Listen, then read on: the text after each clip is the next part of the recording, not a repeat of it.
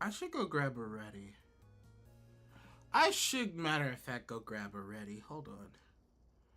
Where's my Reddy? Where's my Reddy? Where's my Reddy? Where's my Reddy? Um.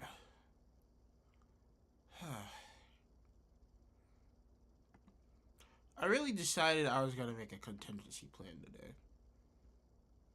That's a first. Like that's a big first, alright. Ready Tuesday contingency plan. Wow. Really something. Yeah, this is gonna go horrible. This is gonna go absolutely horrible. My brain like, yeah, enter Twitter account. No, I don't think you will Tuesday. All right, here we go. Here we go. Yeah, you can see my mouse moving. Who in the world is bro? Oh.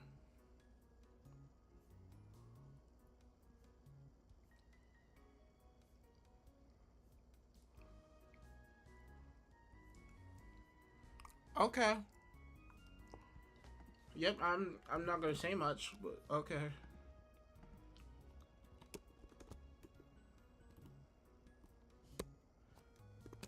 The day I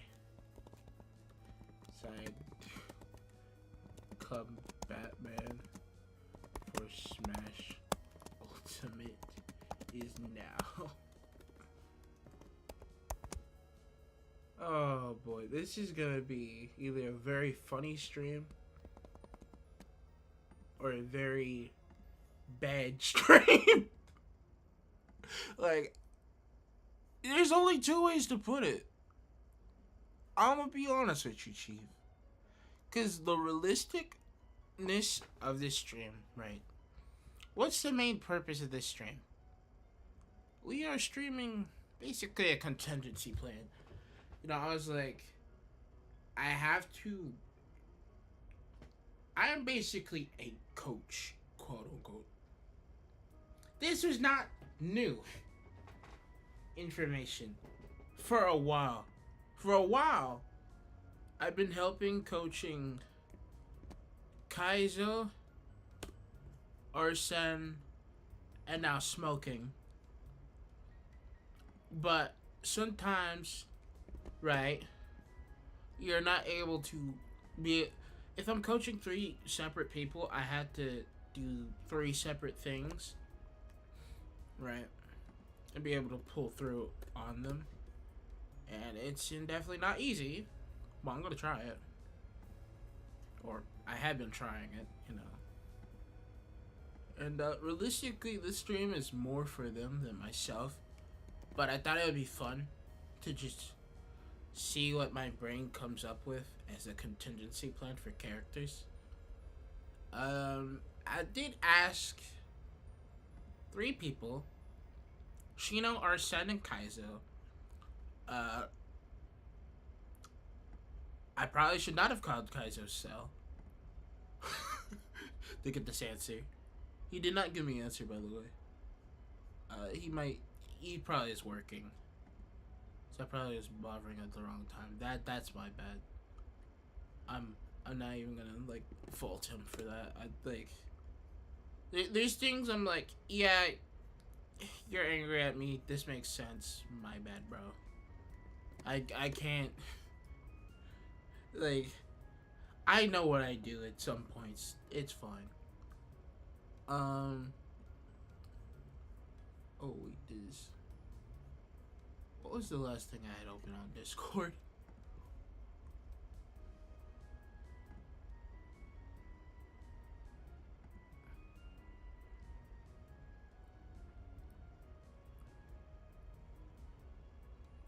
I can take 1 Draco Meteor, I swear!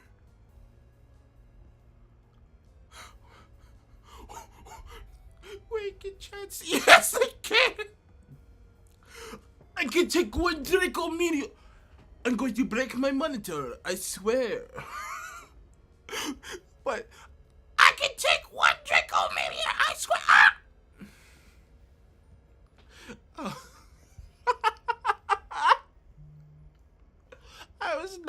that was not on my bucket list. All right. That was definitely. Wait, Mario Kart World got a patch. Hold, hold, hold, hold. This guy, Zeno, the goat.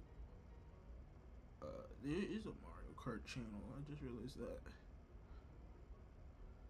Mario Kart.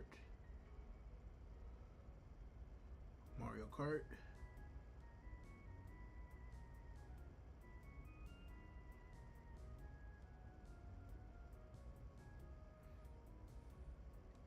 There you go. So the 5 places.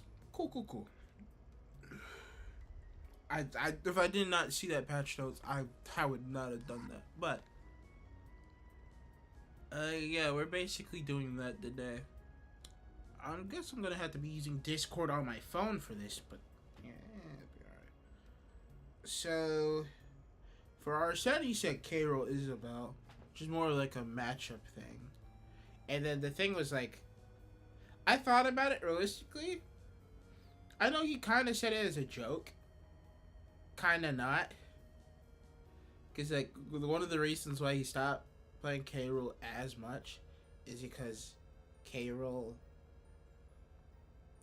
has a lot of bad matchups, and you know, his favorite practice partner plays Isabella and Sephiroth.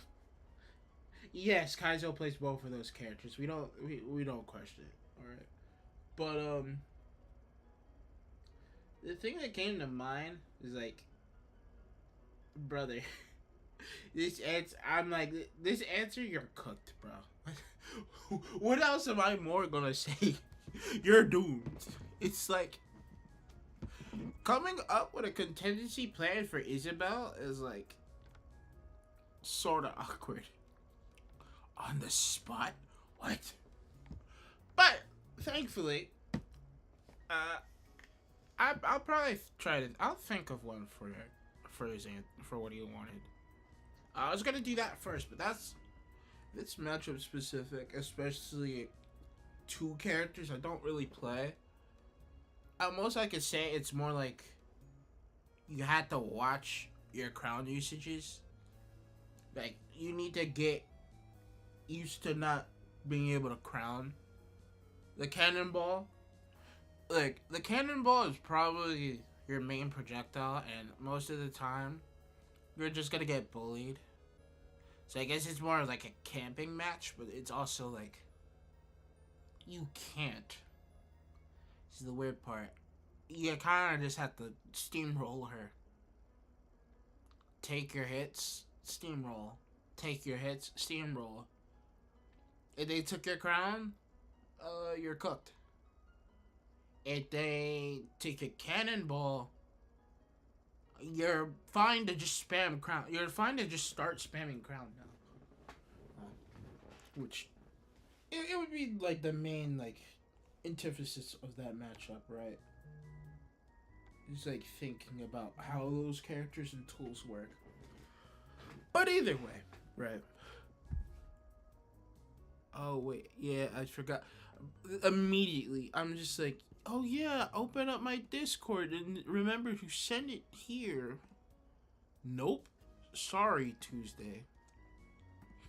So today we have 4 tabs, because music, you don't talk about that one. 3 tabs open, mainly. I do have frame data up, because we're probably going to need this at least once or twice, alright?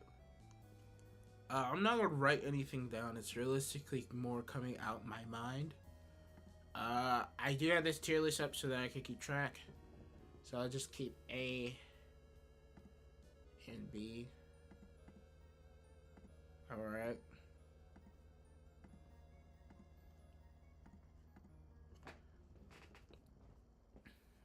For characters I've done or not done, or like repeats or something. Yeah, there isn't nothing to these tiers, by the way. It's just that I have the characters noted down, what I have done and what I haven't done, and the random picker. So then I can just go more with the flowish. Yeah. Nothing really too much to it from there onwards. Only characters I'm realistically thinking that are gonna be a problem is probably Steve for this. That's one of them.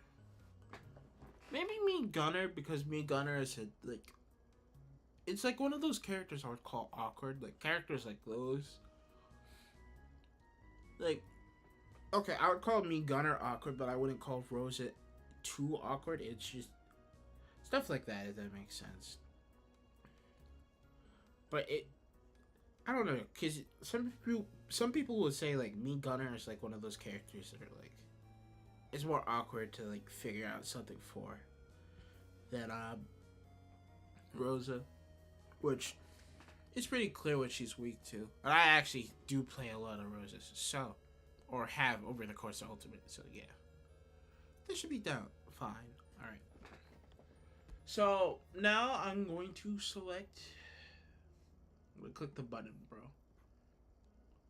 I'm going to click it. We're going to pick a character, and let's see what we get. Wolf? That's actually a really decent one to start off with. Okay. Wolf is a character. He kind of can do everything and anything. But he also is very linear. He's a character that's like Palutena in the sense of, yeah, I can do pretty much anything and get away with it. I'm gonna make every matchup look extremely bad. I'm gonna get away with it. I have all the tools I could ever need in the world. But I'm just so linear that it just takes someone being the better player at the end of the day to autopilot this character further than what it is. Now, of course, the main things you want to look out for: laser. Pretty standard stuff. You just either shield the laser. If you have a crouch like Snake, you can crouch under the laser, depending on the spot you're in. In most cases, I'd probably just try to parry the laser. But that's if you're used to how laser is. Like laser, you could parry it, and it'll make more sense to do that instead of letting it whittle down your shield a little bit. It's not like the most shield damage, but it's something. It's a pretty easy parryable move. Like, you know, most projectiles are. Like, you know, when Samus like does her charge shot, she will like throw out 1, 2, 3, 4. Like, that's considered a parryable move. Like a really parryable move in this circumstances. Grenade to like a Snake or a grenade, unironically is one that counts in that situation. So Thunder Jolt, yeah, Thunder Jolt, yeah, that's a move. There's also one of those moves. Like, they're just simple moves that kind of just do this one pattern. One, like, they have different, you can have different timings with the move, but they're not going to change much, if that was what I mean. Like, they're not gonna randomly start going upwards, downwards, diagonal. Like, you can't angle it. It's just, you shoot it, and it goes one place. It's gonna hit in different spots certain times, but it's still just going straight. If that makes sense. Wolf's combo game. It's like, he has it. It becomes better with the better player, or when there's a better player using the character. If that makes sense. Because it's not like, oh yeah, every wolf main can do, like, you know, fair, grab, up, throw, up air, or something like that. That's a simple confirm. Oh, and of course my grandmother's called me. That's crazy.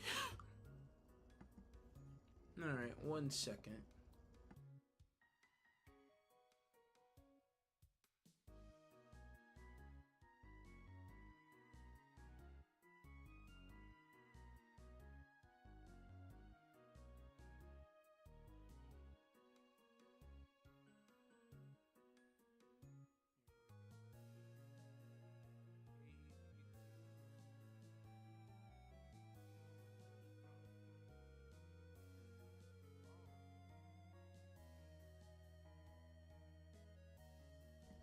Okay, I'm going to try to hear something real quick because I just realized something. My music actually might be down too low. Don't know yet, so I'm going to pause this.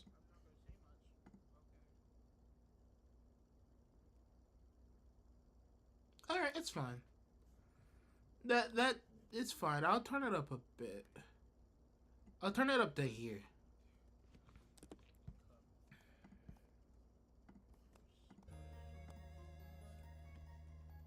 But I'm not gonna worry about it from here on out.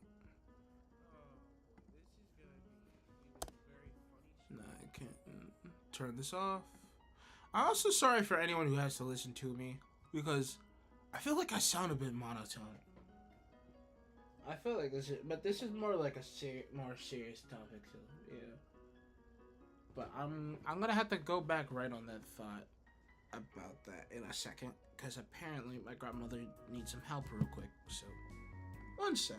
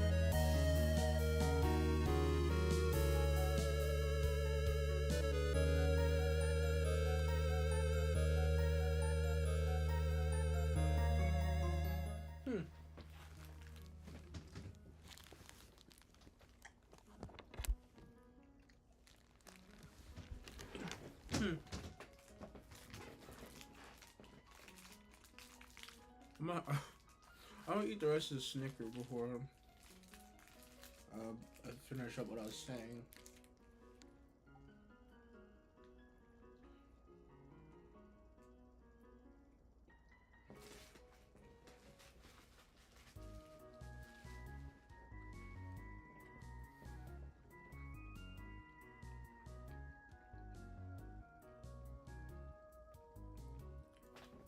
Okay, so what I mean by Wolf's combo game,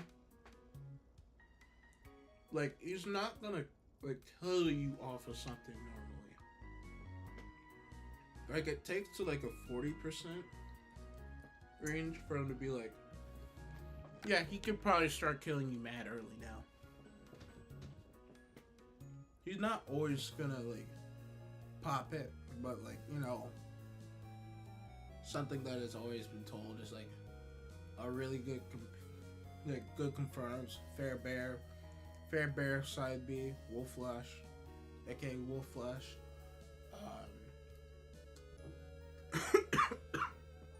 Oh god, that went down the wrong throat.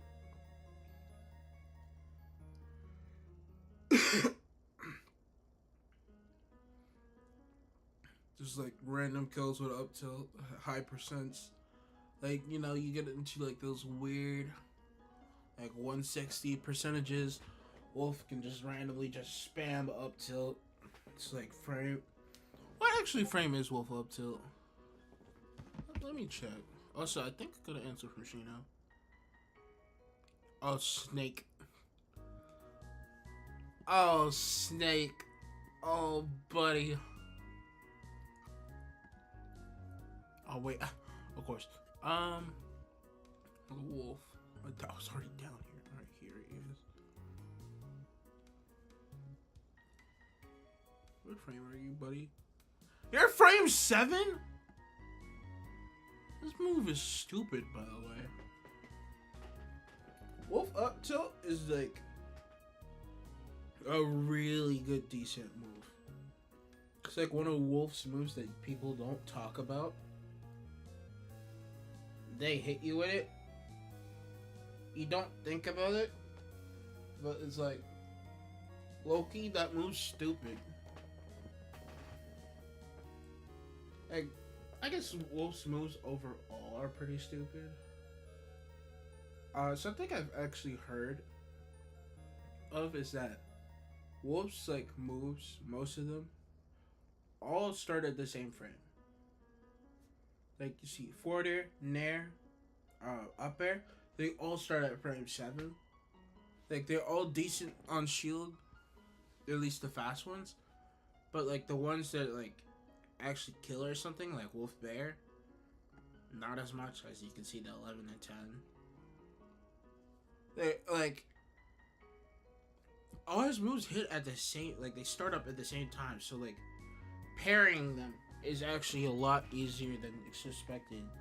Like the timing of those moves, you have to time them literally by like frames apart in order for it to feel slightly different. Because most of the time, right, at least 5 frames apart, which, you know, not really something you would think is humanly possible most of the time. Right. Like, you're not gonna see, also, excuse me, like, you're not gonna see, oh yeah, bro is just throwing out this frame 5 move. Right? And he's just swapping it between 5 frame intervals. Like, what? No. In most cases, you're gonna see someone throw out the move earlier or later off of, like, intuition. Yeah. And get it right more so than actually doing it off of like, frame differences. Like, it's not happening, alright? It's generally not happening.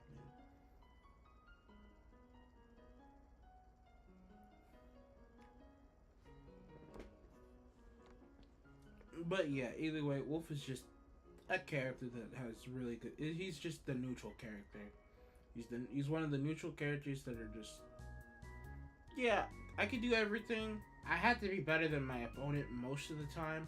I had to swap up my game plan. We didn't even talk about that part. Wolf does actually have to swap up his game plan depending on his opponents. And with Smash Ultimate as a game, that is not an easy thing. Like, you know how many times I would have to swap up for Joker players if I had to play a gauntlet of 5 different Joker players and then Arsene on top of that randomly.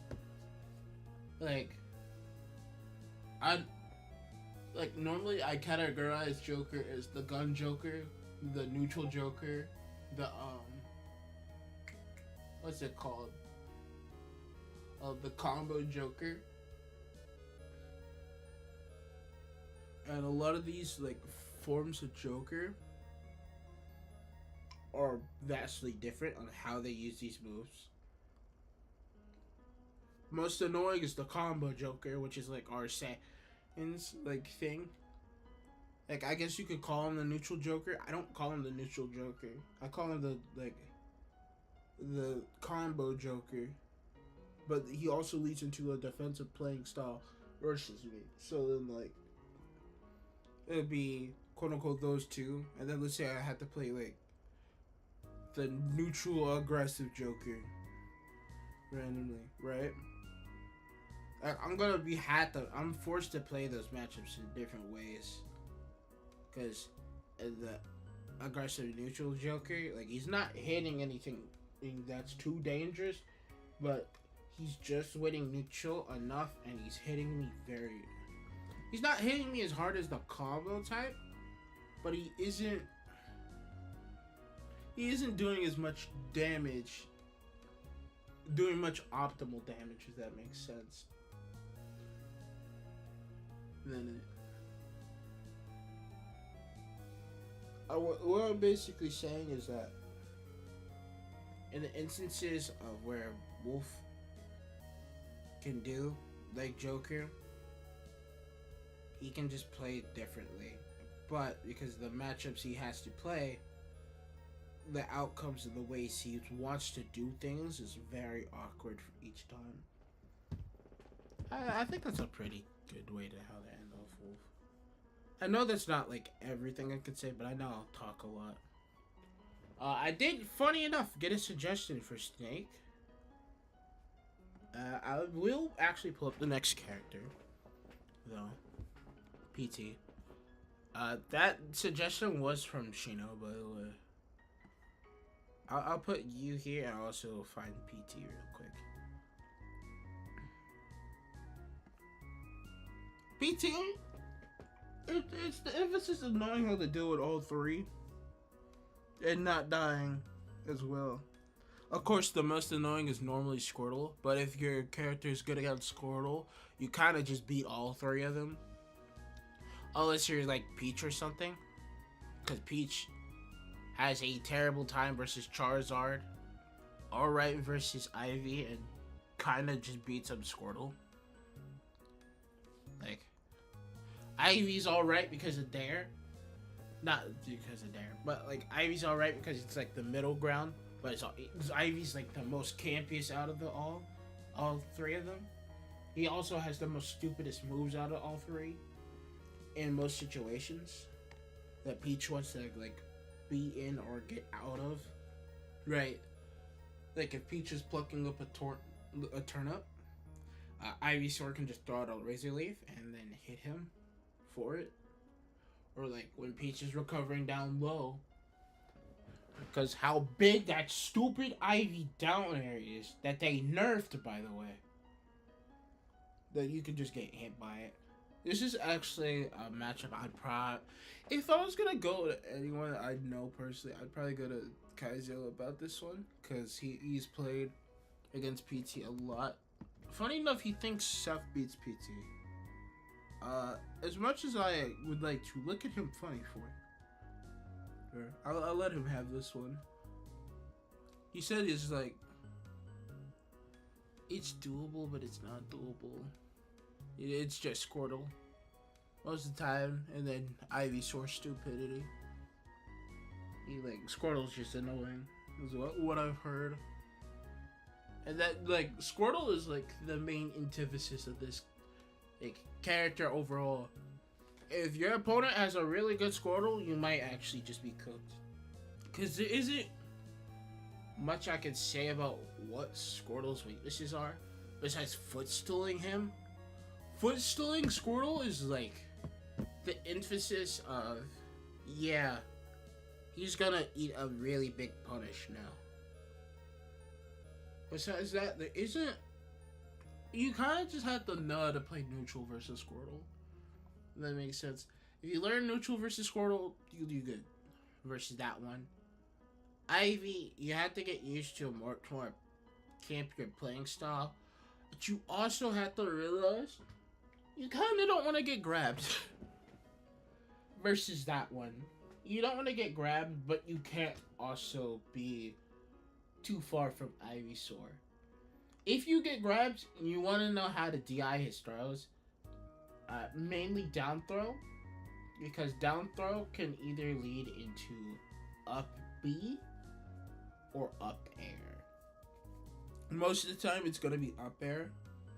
And also, what I mean by you can't really like stay too far away from PT is that PT,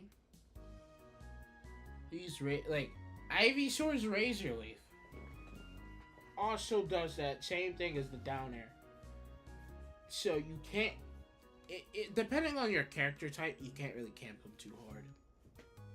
Or as much as I would hate to say it, that's probably the move you also want to learn how to parry this matchup. Like, I'm at least gonna try to give one move that's parryable that you should always try to remember that you can do. And it will make certain matchups easier. I don't know about PT in particular. It makes it easier because you don't have to worry about Razor Leaf. However, I don't know how fast Razor Leaf is to the extent of can he just throw out another one all the time. Like, I don't play against PT that much. And I haven't, like, you don't ever get to see PT anymore. So it's always so awkward when he's brought up, bro. Like, and you never want to just randomly run into a PT player. Because as soon as you do, you're gonna just feel bad. You're gonna feel terrible. Get me out of here! And then I guess we can talk about the biggest one in the room, Charizard. Charizard is a lot of, you have to sense out when he's gonna do something stupid. But I guess that's more like lower level. At a higher level, if you're at lower like, he's also the one that you're like, oh yeah, I don't want to get grabbed. But after like an 80% threshold, you can kind of just get grabbed as long as you DI it right. But I feel, but the DI part for that one is like, either do in or out. They have to guess. If they get it right, it might be GG's. But this normally applies more to ledge. It's more of, yeah, Charizard's the character that plays, like, he plays the ledge really well. He's the emphasis of, yeah, this character is really good at ledge. Ledge at zeros, and more in particular.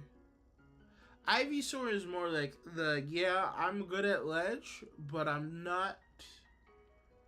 Okay, actually, you're not, because I'm gonna get this straight out. I'm gonna get this out before I say anything else about that. When I mean at ledge, I mean their opponent is having to come to ledge, not them on ledge in general. Because I've heard one of the biggest weaknesses of PT in general is that they actually do suck at ledge. Like, a lot. This is why characters like Meat Gunner or like Samus are really good against them. Wolf, one of those characters. Which is funny because I've always heard Wolf players complain about PT, which is equally funny. But it's because of the whole ledge interactions. Like, that's normally what it all boils down to. But these two characters get at ledge. Who will die and who will not? If they do die, whoever dies first at ledge loses, pretty much. That's how that matchup goes, or that, like, that's the experience of that matchup, if that makes sense. You want to just, like, kill them at ledge. Oh, actually, a lot, like, if you think about it, Squirtle's probably Squirtle is the weakest at ledge. When coming towards ledge, Squirtle's the weakest.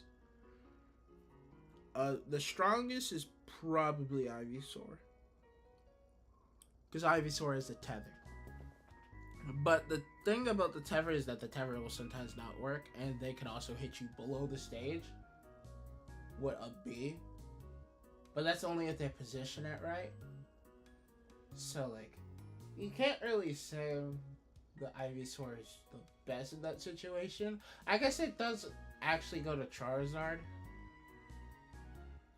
But a lot of the time when you're thinking about situations like this, it's gonna be more character realistic.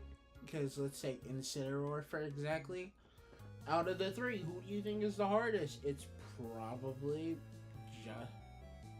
and like, I'd say it's probably Ivysaur, knowing how it's a tether character. And they can hit under the ledge.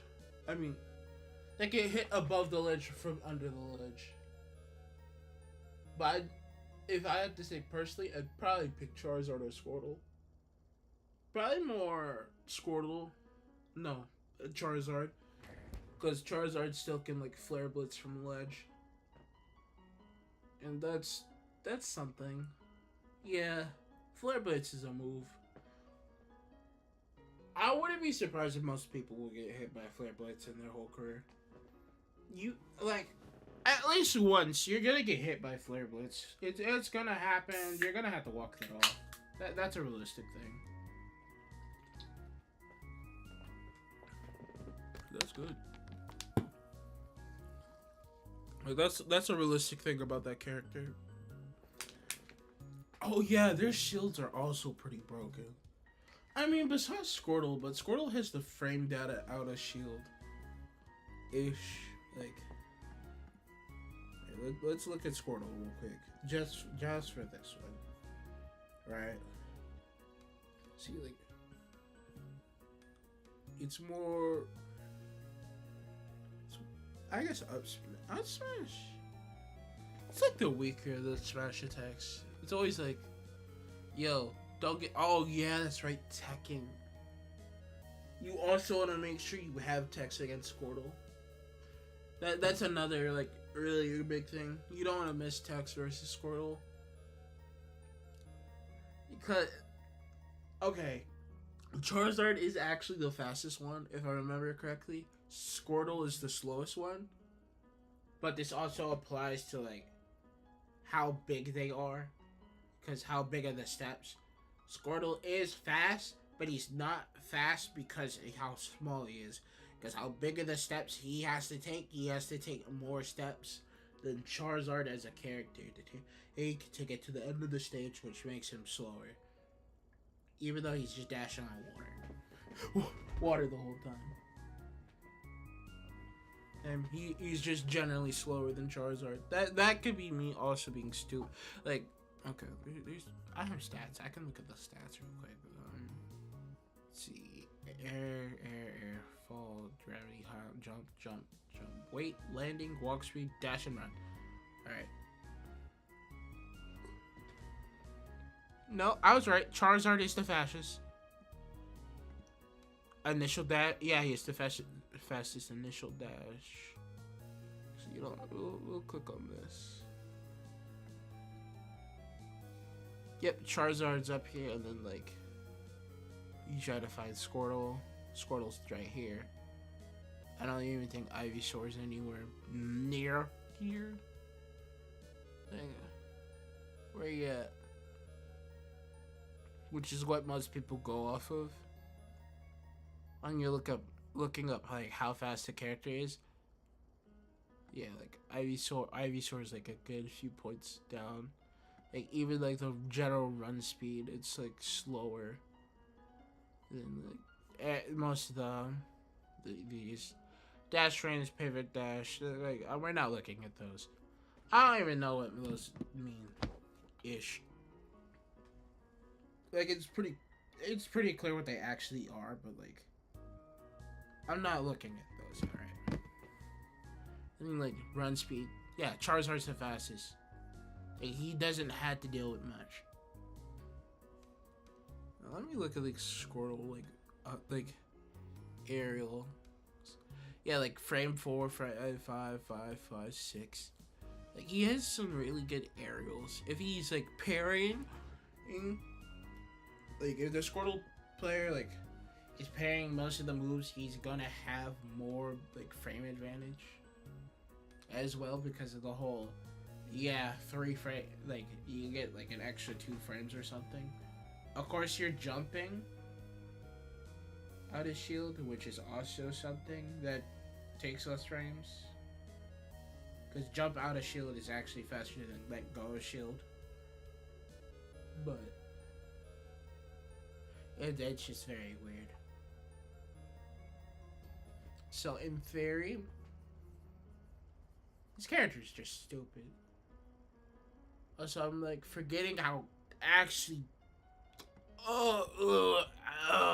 Why is he so lagless? Like, why is he so lagless? I love Squirtle and all. Why the actual world is he so lagless? Okay, I guess besides the jab. I love you, Squirtle. Bro, the more I look at Squirtle, the more I like. He's so adorable. But also, I hate this guy.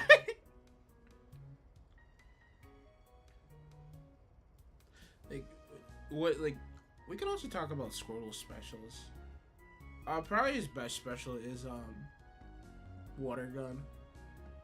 Realistically. For what Water Gun does for it, because it's his edge guarding tool, for certain characters, like, being pushed back isn't that big of a deal for a lot of characters that are like very aerial and mobile based. Wario is a really good like example of that. But like,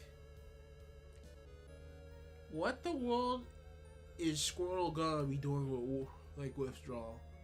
Like most of the time, you will never see a Squirtle player just withdraw.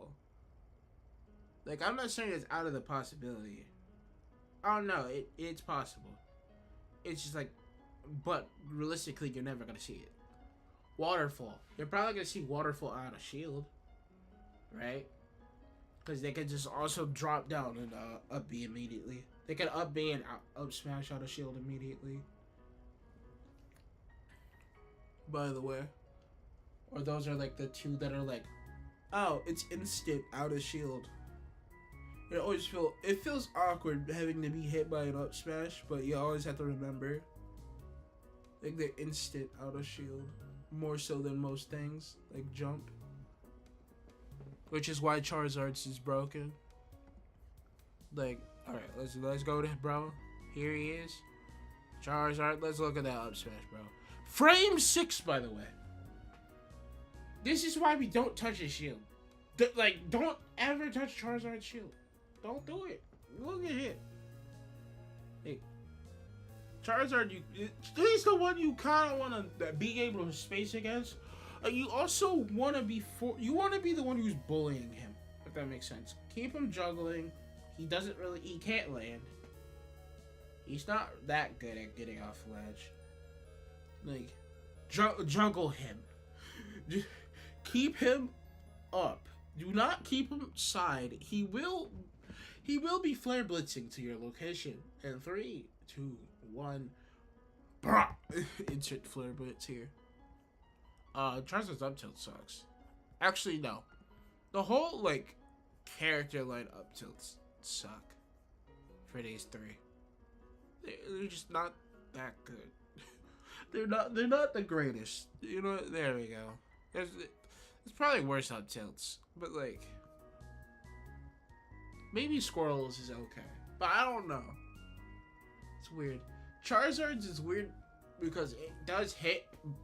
It hits over ledge, no over ledge, over plat in certain stages, but it only hits tall characters on the ground when they're both on the ground. So take that as you will. Hit Loki could be like a jab locking move. I've known Squirtle up tilt works. It's just not that big. And then Ivy up tilt. Have you ever seen Ivy up tilt? Like, we love Ivysaur up tilt. However, it's just not that great. So by the way, I was just 26.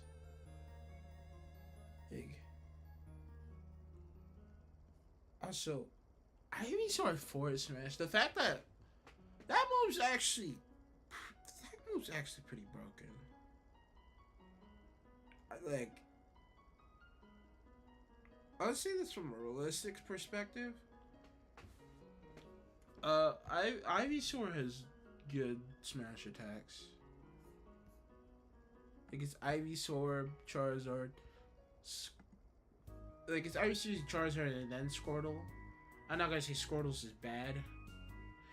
I guess like realistically, you would like look at it and be like, yeah, Squirtle up smash is bad. But then you like look at the other ones and you're like, okay, the other ones aren't that bad though. Realistically, it's just a matter of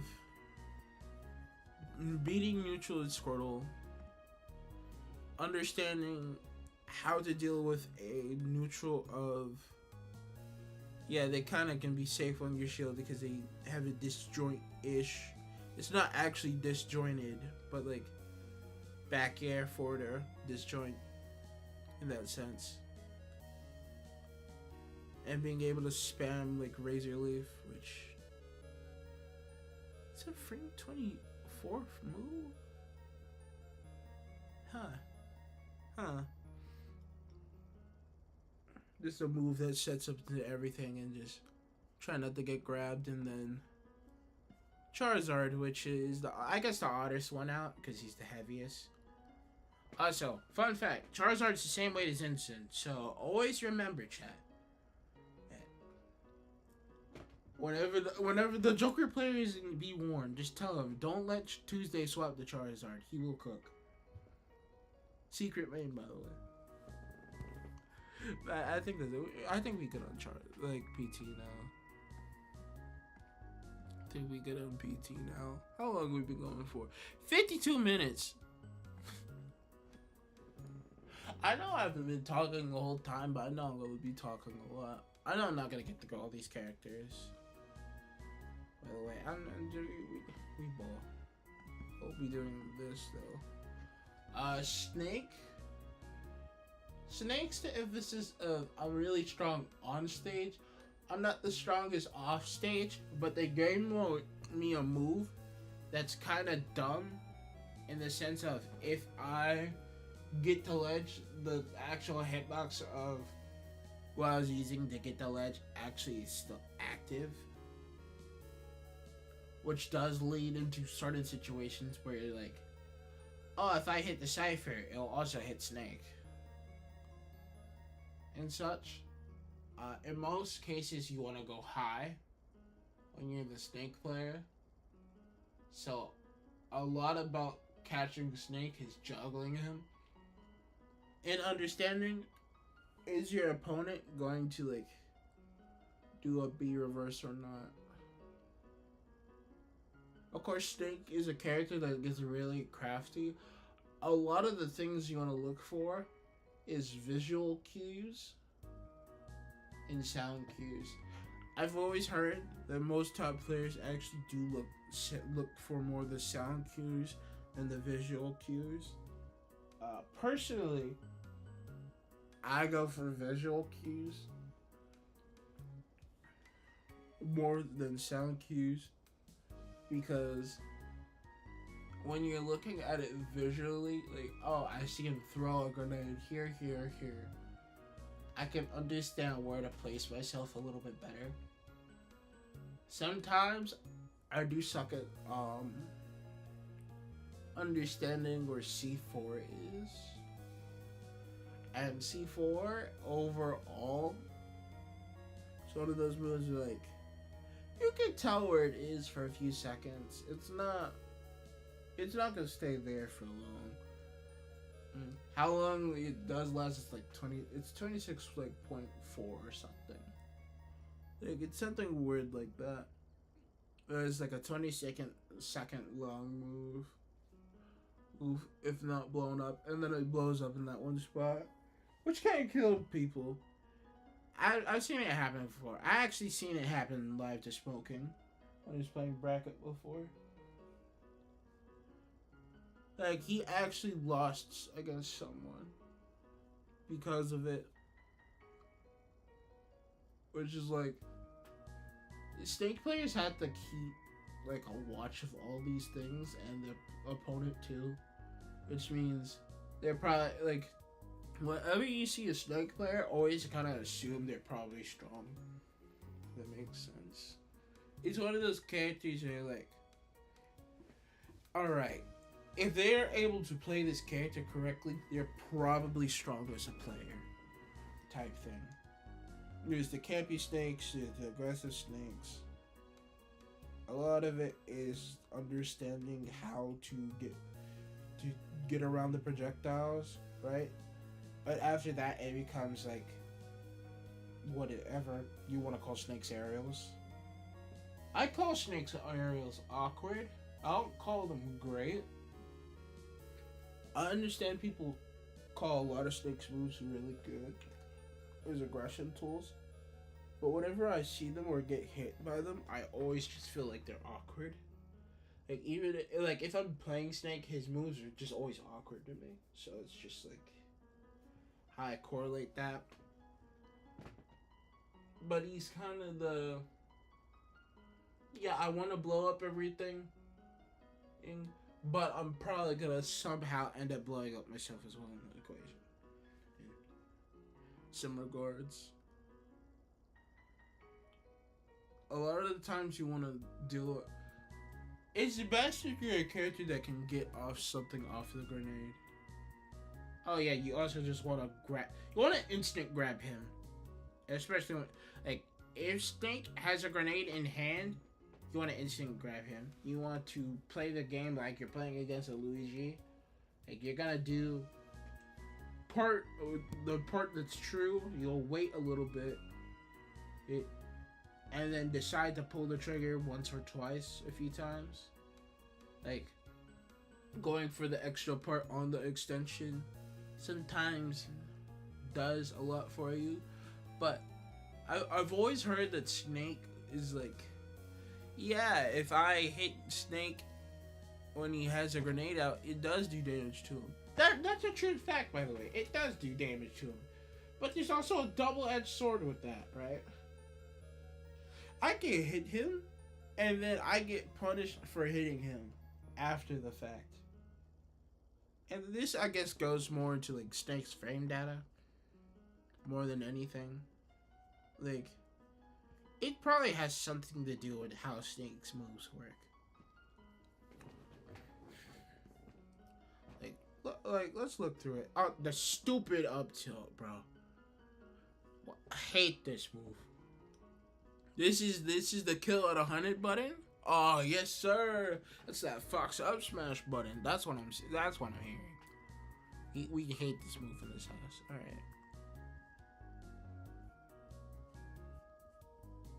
right. Like, deserved. So why is your down smash frame 8? I don't know, man.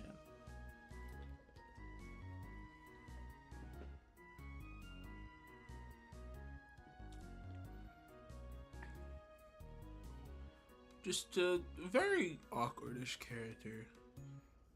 Okay, guys, remember, Silk Silk Song comes out when Snake back hair ends, guys.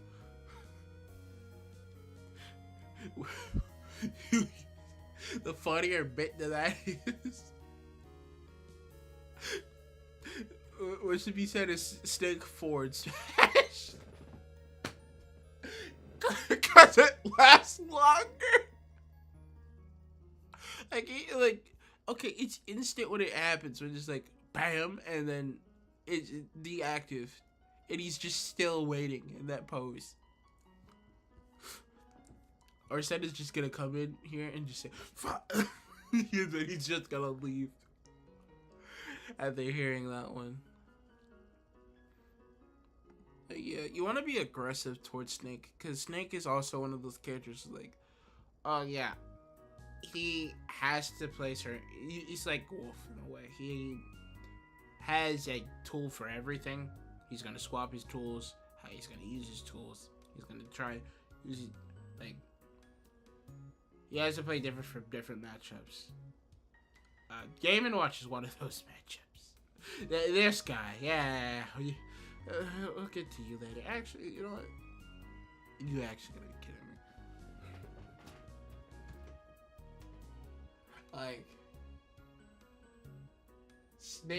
Snake, Game & Watch, Snake, Ness, Lucas, he can't really use his projectiles too much because it heals them.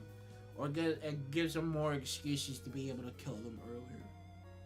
But in a matchup like Incineroar, he can use his projectiles all he wants.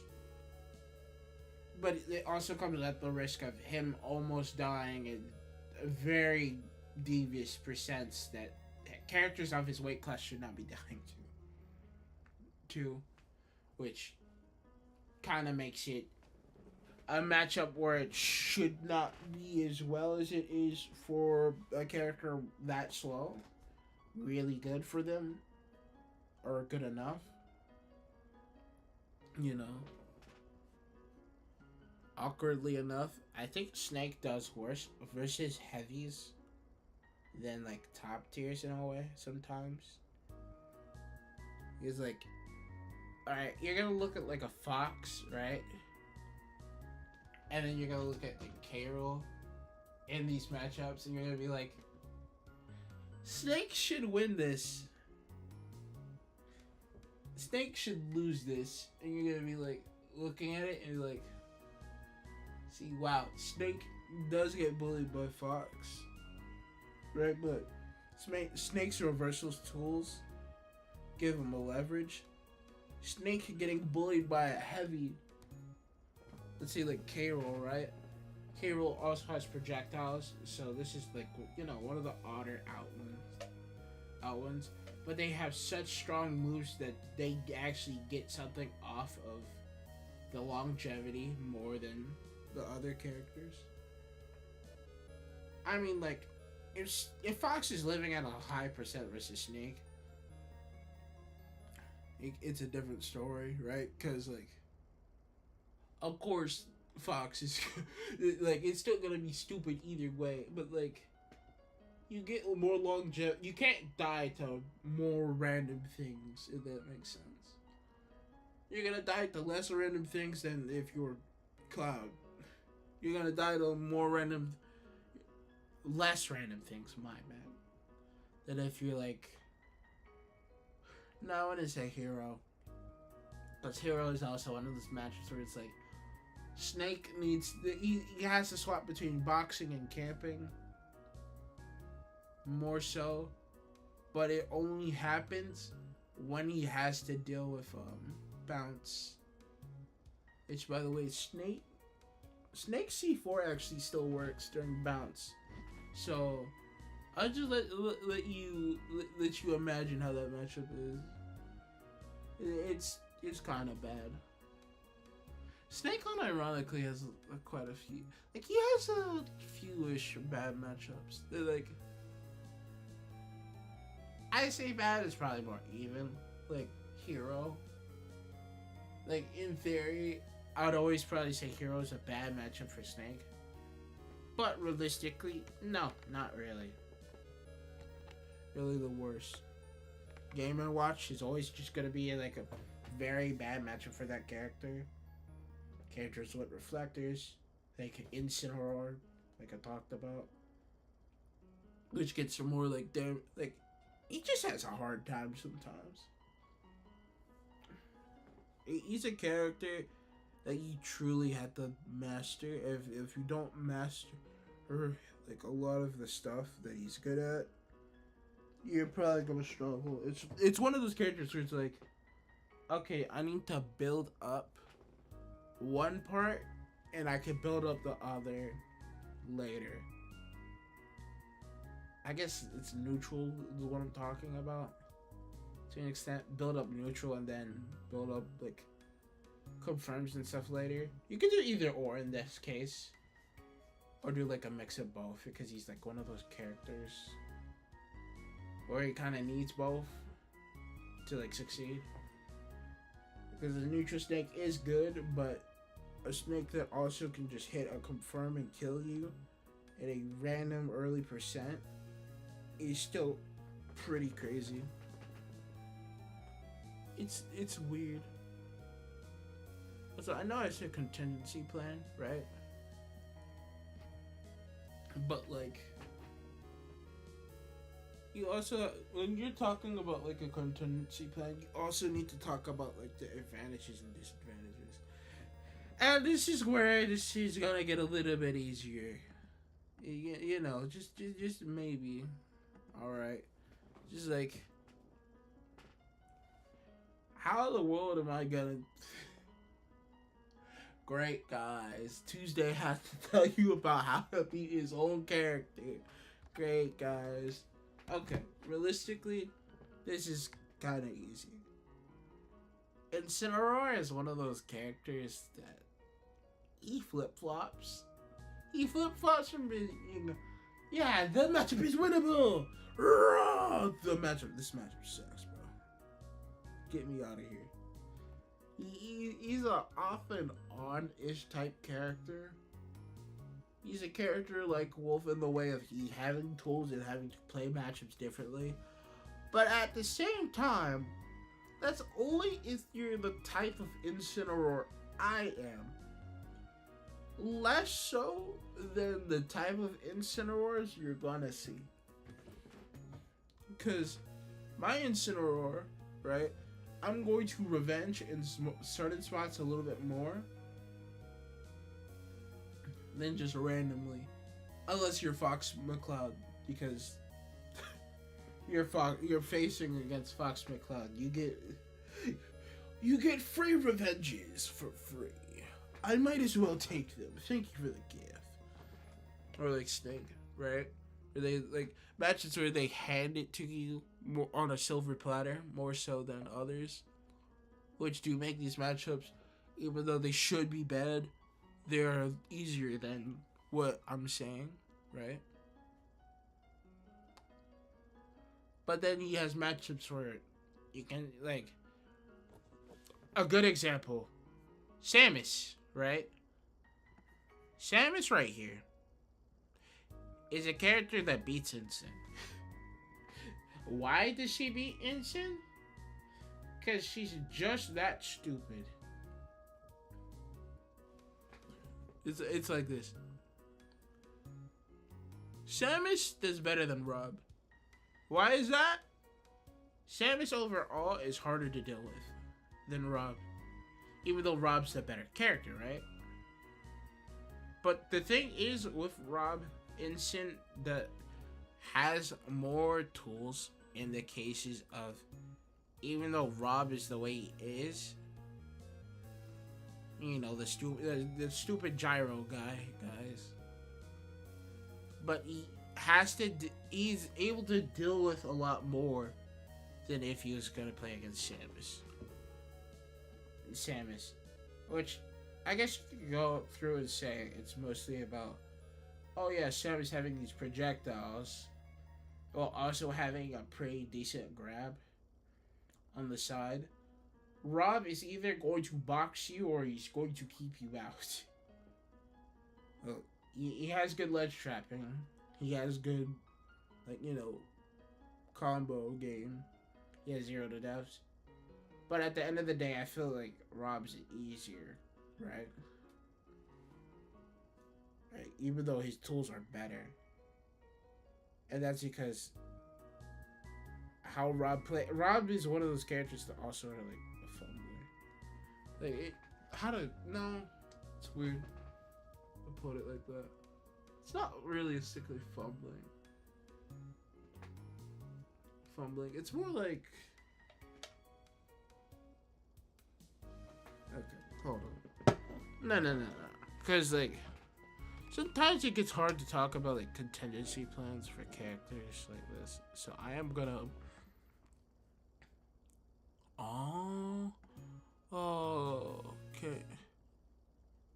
Oh, capture card. No, capture card. Doka, where are you, capture card? Oh.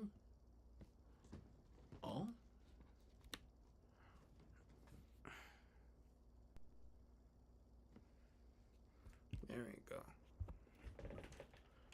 A lot of time, it's easier just to play the character. No, just start the software. We don't care. We don't care about the update.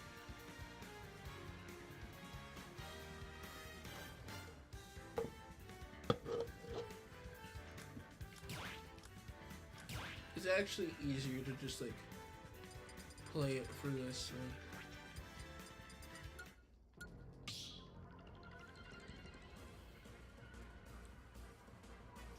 Like, it's way easier just to play it instead of just like speaking it.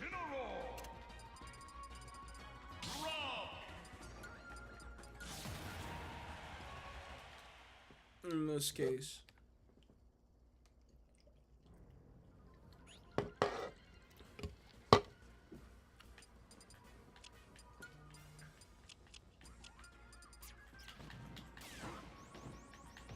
Yo, it's like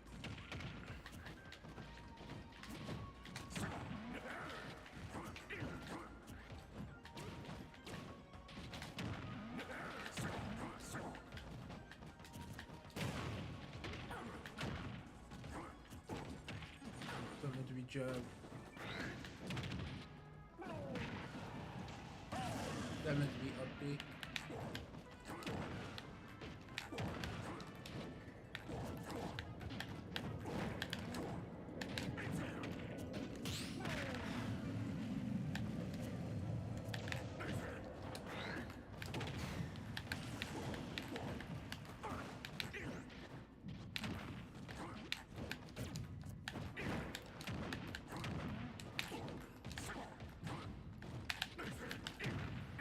I don't know why this Rob has bad habits, but you know what? I'll take it.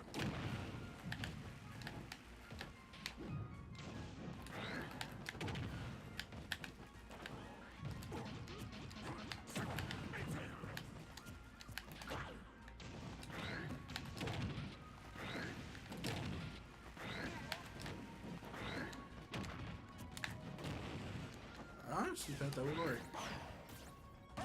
That broke? I'm a little bit surprised about that.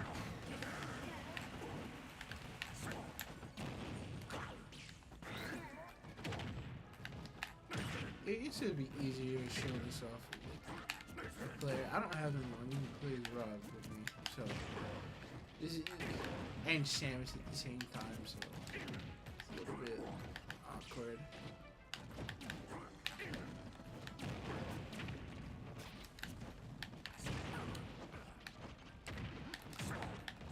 Like, I can explain it like this, like playing it from like an instant perspective and a cloud perspective. I've kind of just brought it to light that matches like this, like I know they're it's a flat out better character than mine. Sometimes it's just easier to just play it with a character like this. Where it's like, yeah, they're just better. but that doesn't mean that I just want to play it on a like different character that I know is better than what I'm playing right now.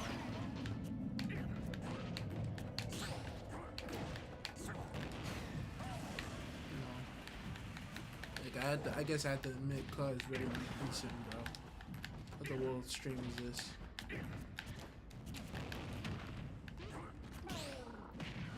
Great, especially on the Instant or Contingency plan. A lot of it deals with him being slower than his opponent. His framed out is good, but he's not like crazy.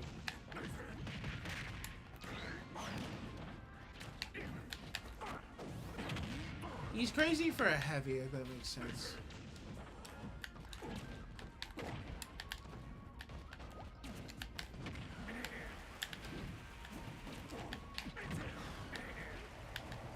Like, very easy for heavy.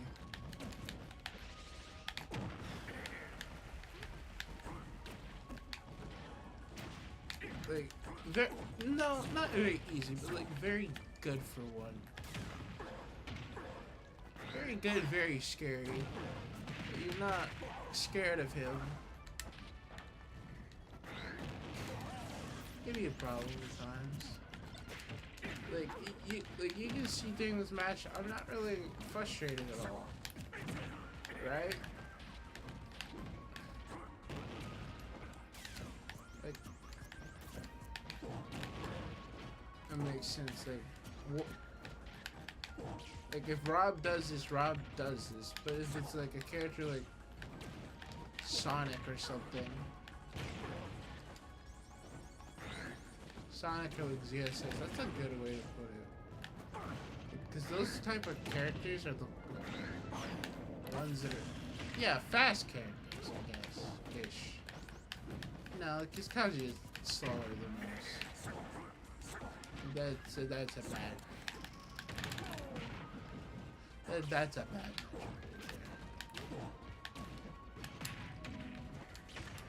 Yeah, it always gets awkward when you're talking about your own.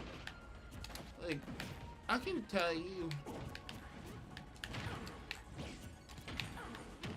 it's probably like not easy to come for my character. It's like, there's a lot of times I think my character's strong, but I also don't think he's strong. It makes sense.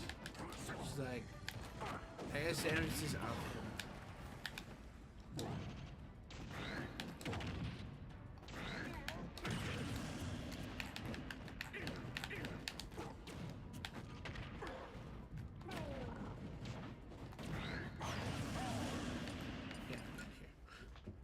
Yeah, I'm good here. I landed it on you. You're done. You're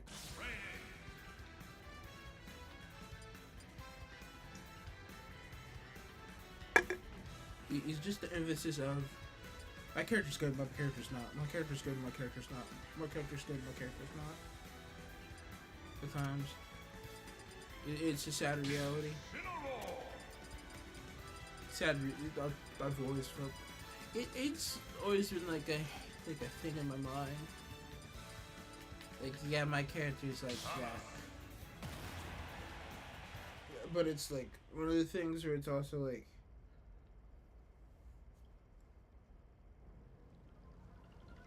it's just awkward. Oh, those moments where he's like, he feels so bad.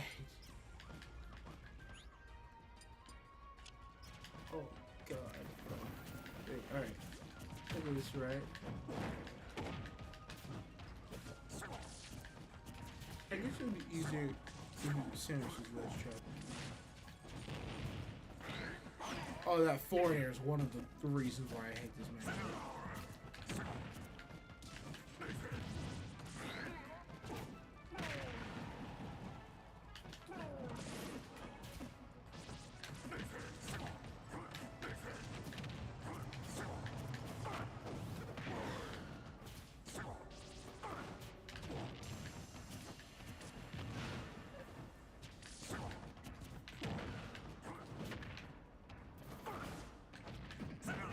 to be easier to play.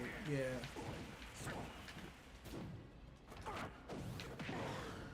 Be easier with players.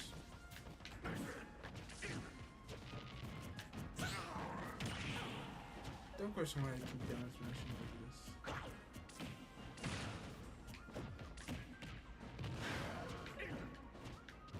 Actually, yeah, the best way to put this matchup is that you know how like Joker players lose to Samus's all the time.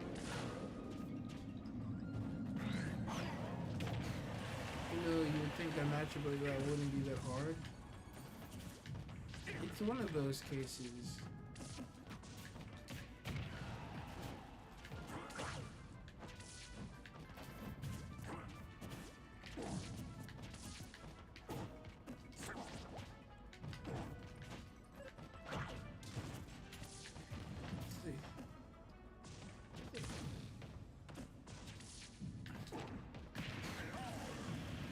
What was that gameplay, bro?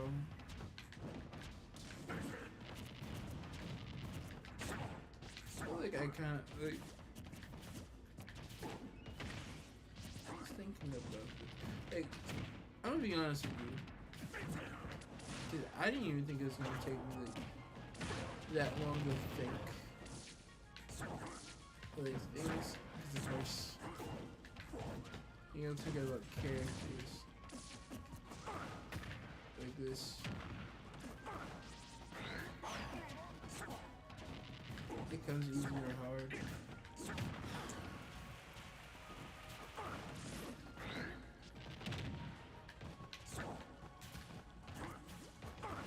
I guess you could also say this is like a brain break thing. Because this is like I had to think a lot for these. Yeah, you're right.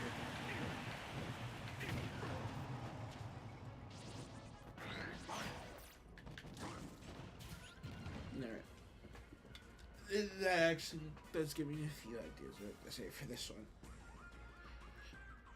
He's a teeter-totter character. He has to play awkward in a lot of matchups. His worst ones are the ones that are like campy-ish or just sort of one-sided. Most of the time. Like I don't call Sephiroth a one-sided matchup. I call Sephiroth an annoying matchup.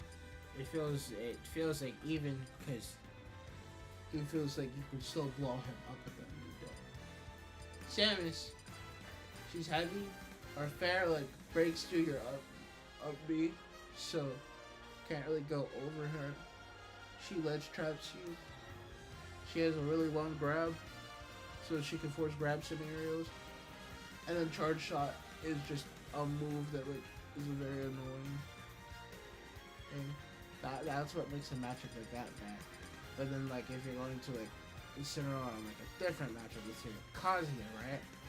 It's because Kazuya's moves really could so some move just work. And then like, let's go to another one that I call really bad. ZSS. You just can't hit her. Sonic's the same emphasis, but it's more of having to, you're forced to time things correctly all the time. And you cannot play perfectly all the time. I call it more, this one more of an even matchup. I do think this one's easier.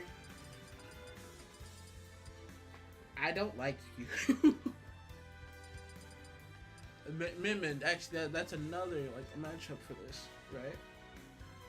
Like Min makes you feel awkward because like it's a game.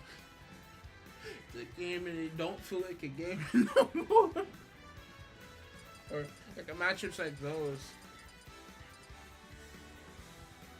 the way you have to play are so awkward that it's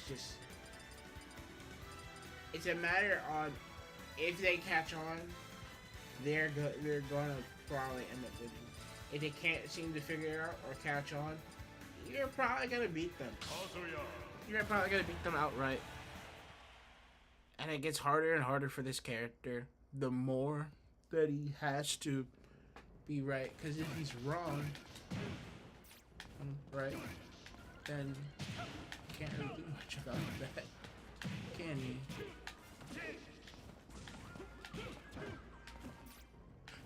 Can you now? I mean, it says reversal. He's a very heavy reversal character.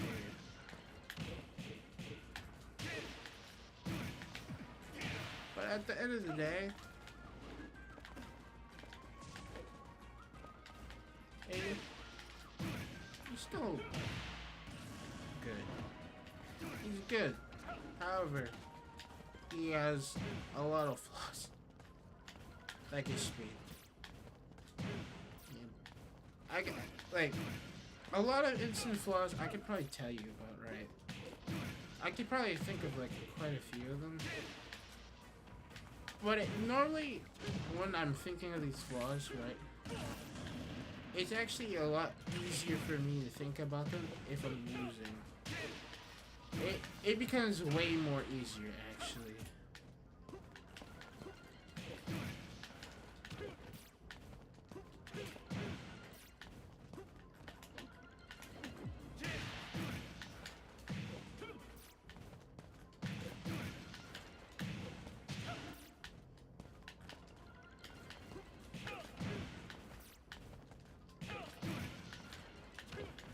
Like, oh, you don't feel, oh,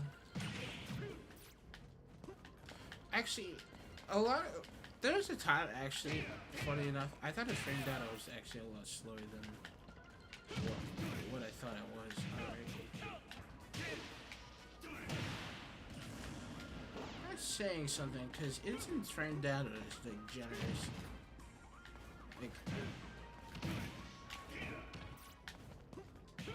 Like, it's very generous for, like, most characters in this game. That's why he's a character that's able to compete. But, like, it's just awkward. He just becomes awkward already. What is that next character? We're gonna look at that before I do anything else.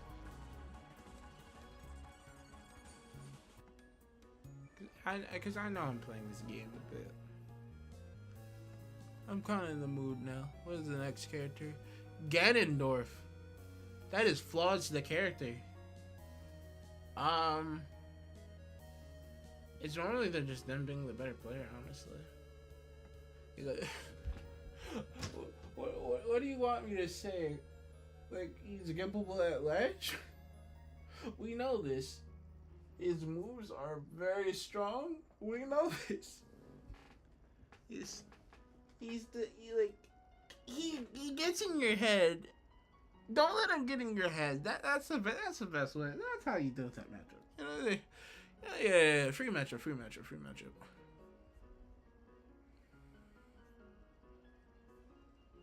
Oh my god. You gave me like the character, man. Truly the character of a lifetime. Like,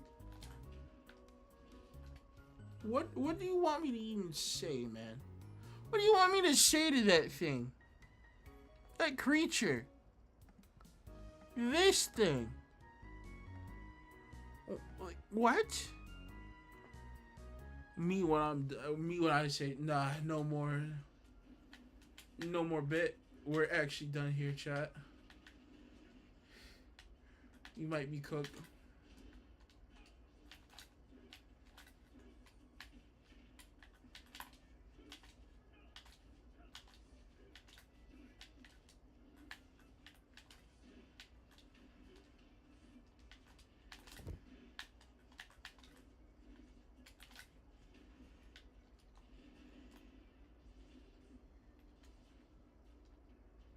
Like, what do you even say to Game Watch? Like, alright, what are the consensus, right?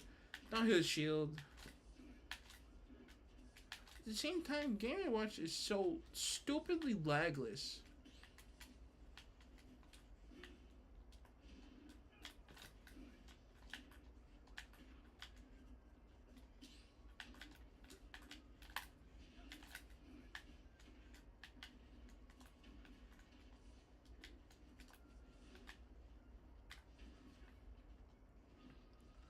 that in like this context, it's really hard to say what is his flaw. So I guess you could say like you can take like most because he's like a Joker type character. It's like he doesn't have many things to go off of, and so every single time when you're like, I guess the best thing to do is just to watch Leo play against that type of character. Most of the time, like Leo, Spargo, the Buzz, like people who beat him or beat those types of players play that character. All right,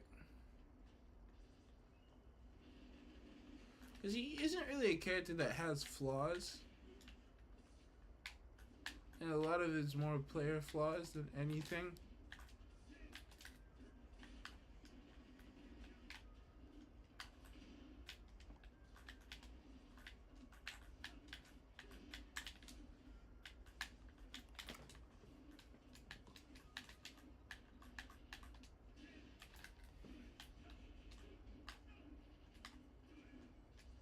Don't question the thought process. But like, there's really much you can do versus Game Watch. I'm gonna be honest with you. There's probably that is like number 3 on my list about what the world do you do here?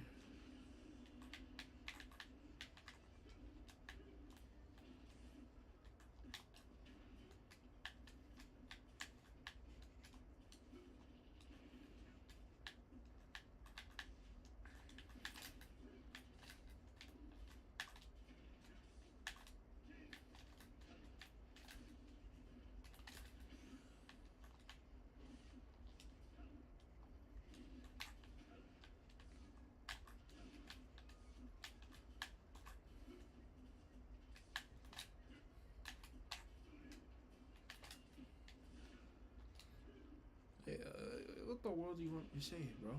It's Game Watch. Either way, I think this is a good time. Just like, nope, get you out of here. We're done with you. Come on, pick another character. You know what? No, add another tier. Yes. I don't know what to tell you, fam. We might be cooked, bro. Do not run into him. Like, I can tell you about Snake, right? Because I played against a lot of Snake. However, a character like Game & Watch, it's so awkward. It's like, what the world do you actually do?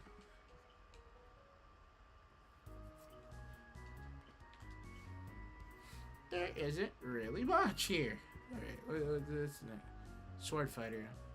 I mean, that's more so of the set, right?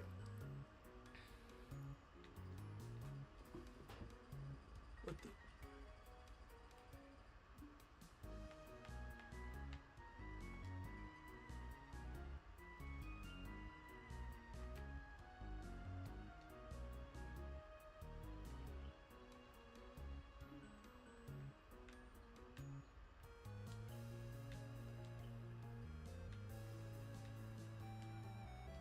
The actual world. Yeah, it's more like a set type thing. Guess you can kind of just go off like common consensus. I know who Rent is. It's like, why the world did I name this one Rent? Oh, and then like, manga. That's right. Yeah, this is the one with this one. That's side B. Which that would be Reflector. Which that would be Stone Stabber. Okay. Let's start with this one because it does get like a few things to work with. Of course, we're still learning a bit more about this Sword Fighter. And probably Sword Fighter results will go up a bit. So we'll have just a bit more to talk about. A lot of the time when you're like gonna look at this character, you're probably gonna look at that move, you're gonna look at Chakram, which is the side B that like throws out a projectile. reflector, right? And then the up B, the what's it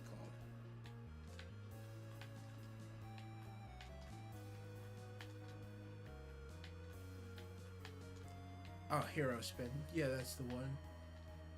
That's the one actually I've seen most people use, because it takes stocks pretty early. A lot of me sword fighter, what me sword fighters wants to hit. At the end of the day, it's kind of grabs in a way. You also can't see my screen, so my fault. Is that's Gale Blade. And then this reflector, which is the projectile. Not a projectile, but like reflector, right? He has strong moves that do damage.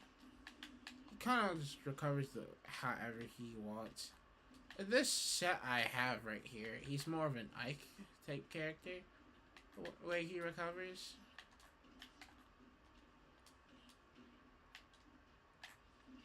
That move's stupid. We need to probably talk about that move. That one's a big one.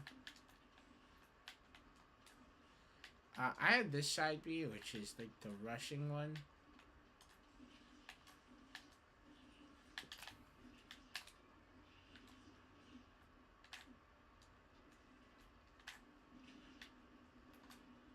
So we don't really get to talk about that one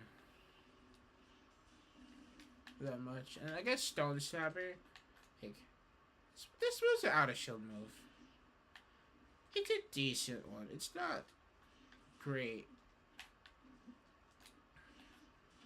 It is good for recovering down low from up being though. Like, you can go pretty low with this one. Especially go to jump. And like, let's say you're doing that, right?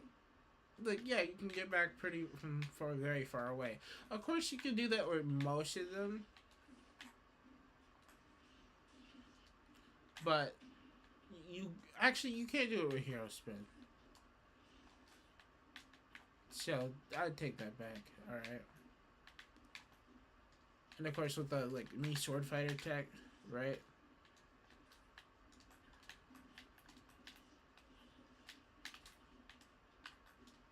Like, you know, ban the hero spin. Well, everything kind of ban this hero spin. Insert here.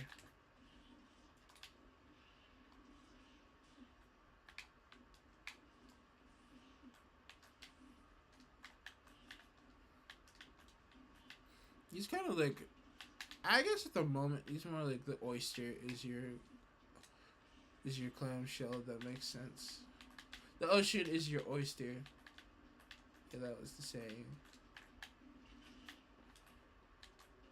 He's kind of just a free-flowing character. Of course, a lot of the things that you had to deal with him depend on what set he's running. So I'll just go over a few of the moves. So Gilwing, right? It's just a shooting move. It's a shooting move that sends your opponent up, right? Most of the time, what they're gonna get off of it is up air, and this is like what most people run for easy kills. If you also want easy kills, you could also use that move. It also spikes. It like, okay, like look here, right? If let's say I send them off stage.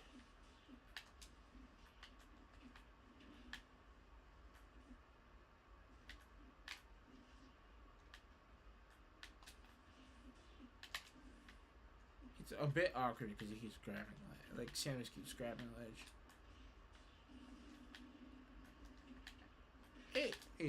Yeah, I'm not gonna be able to do it, but like it does spike you, not like meteor spike or anything, but it spikes you downward, right?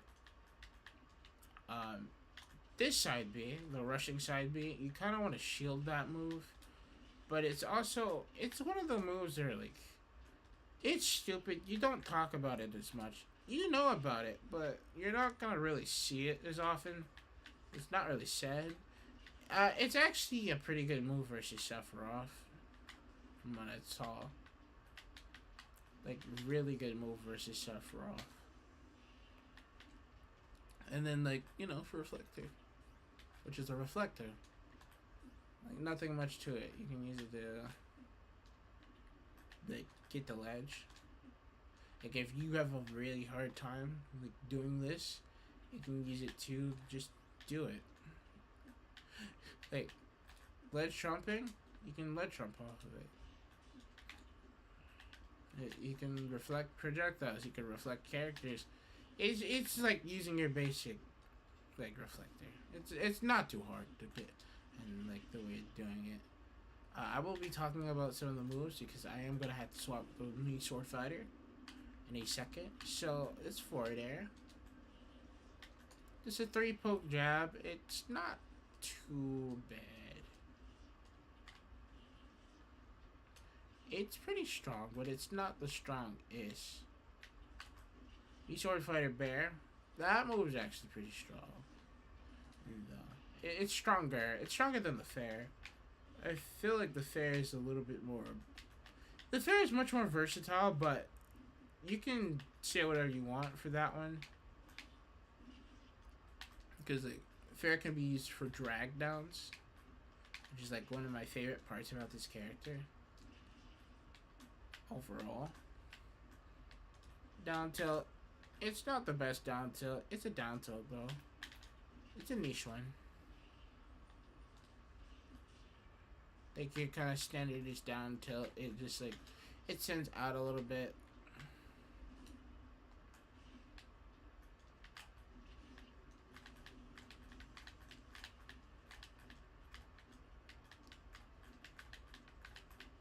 Up there. This move's dumb. Like, this is the main kill move. Like, if you're looking at Mii Sword Fighter, what Mii Sword Fighters like to do, they will use this move here. Right? And then down there, which is probably one of my favorite gimping tools. In general.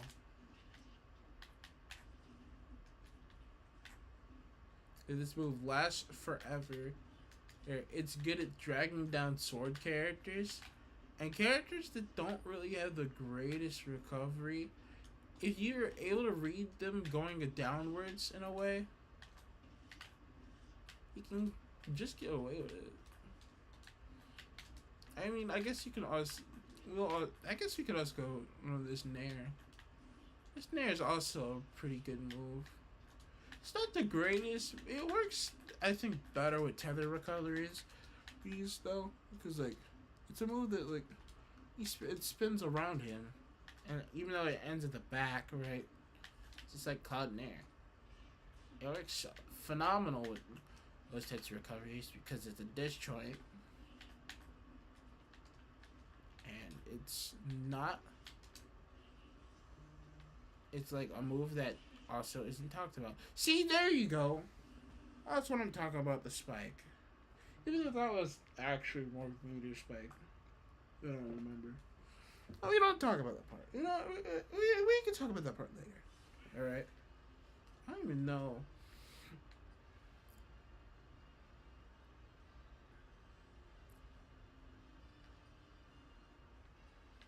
What is Rex? I know Rex has the side B.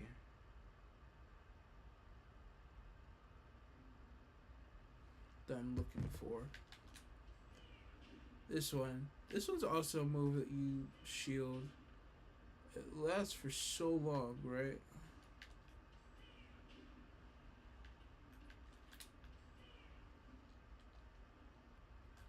Okay, that does put you in a special fall.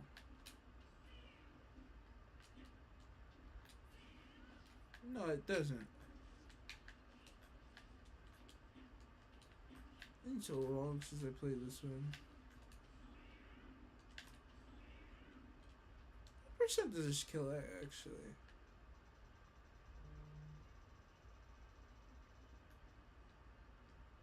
Yeah, let's do that. Okay, so it kills off the side.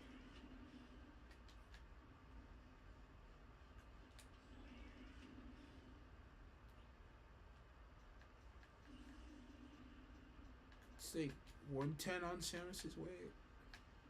I know this is without stab, like stealing good DI. Like, yeah, it's like around there. Hmm.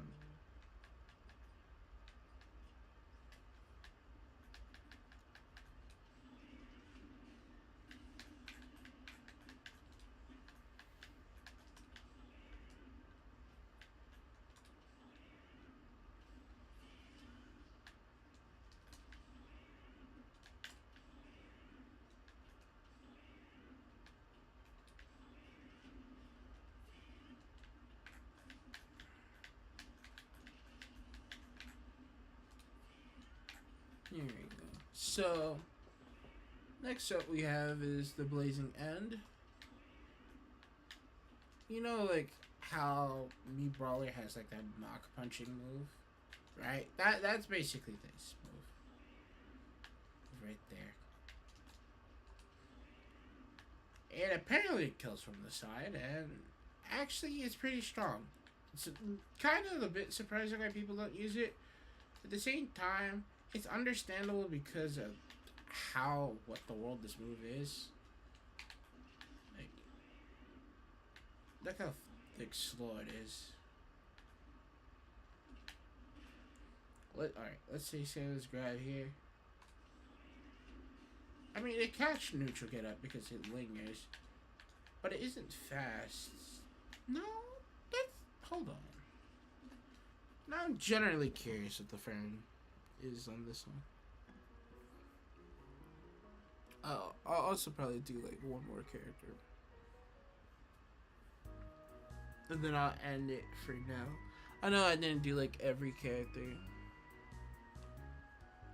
but like, you know, we start from somewhere. We start from somewhere. We build up, all right. We build up. We build up.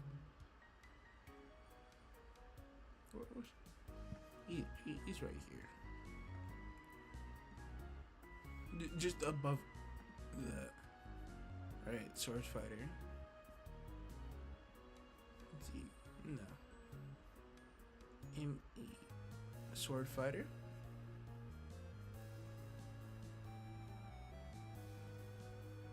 Power thrust. Reverse slash. Counterblade. This one.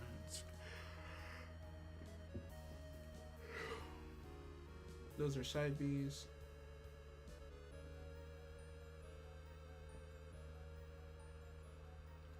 Burning blade. Oh, wait, doesn't it?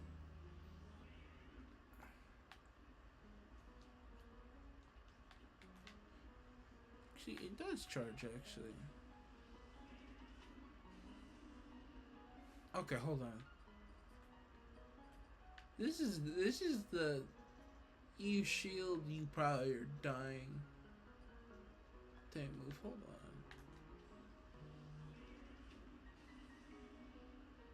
That killed it 80.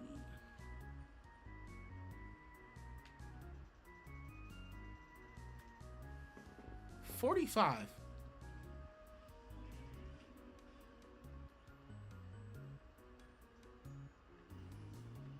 Okay, right. Right here, we're at ledge.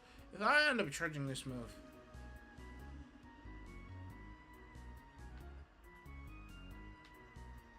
this is without rage.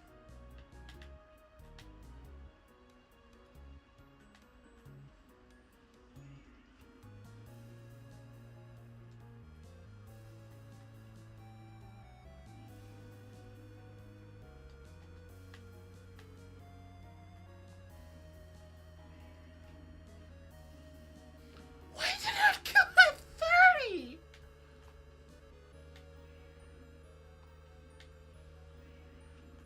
And you can turn it around. So you can always.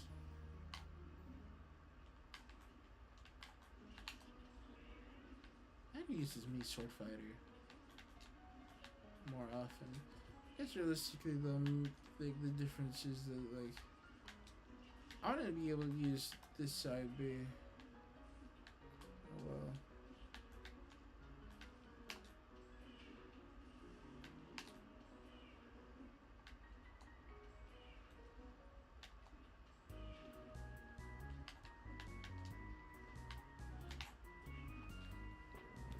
I hold on.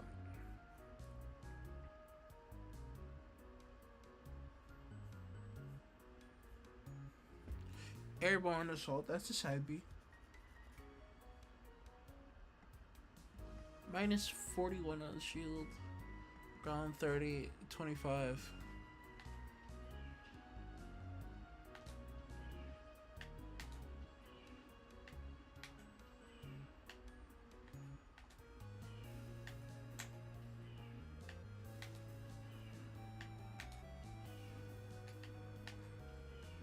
This is Sephiroth lag, bro.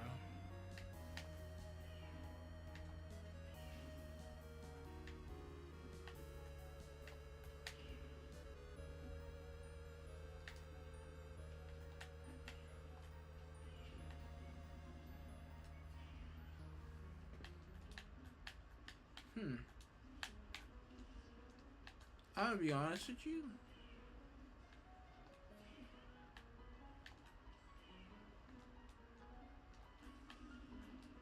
I don't really know much about airborne assault because I don't really see it used often or use it often myself. It's like blurging blade. Okay. Right? Like, I'm not going to be using that move a lot, right?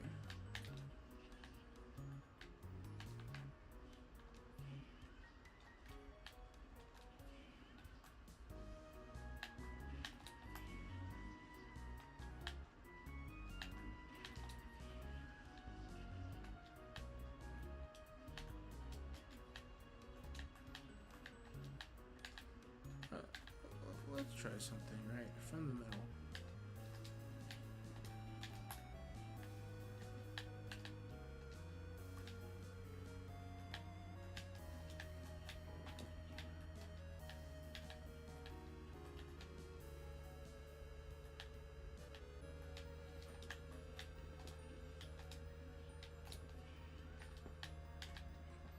Force the habit.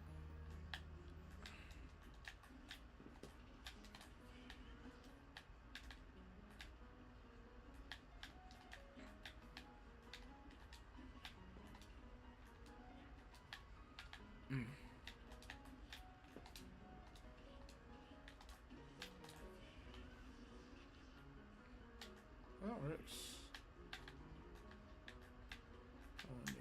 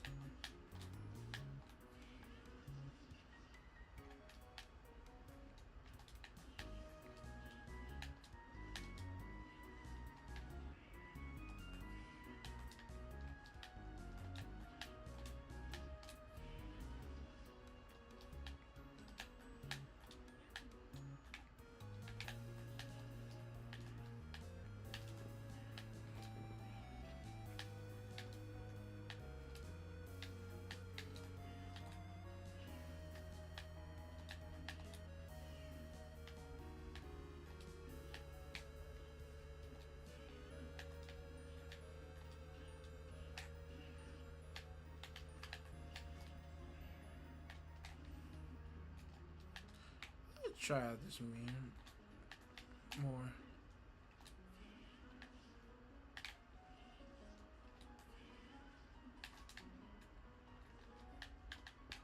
Be a bit awkward, but I think I'll do alright.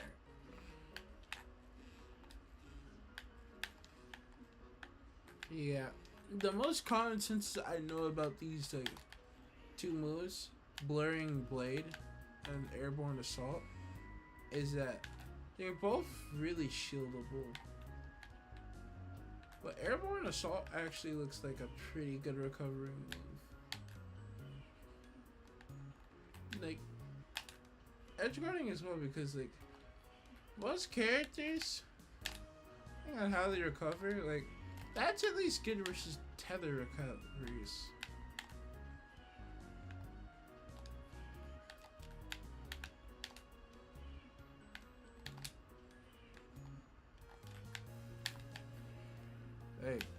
I meant Arsene, right? He's playing it. If I do this, he has to wait. Or if I do this, he has to wait still. I think both of those moves would actually break the tether. Which means he loses his tether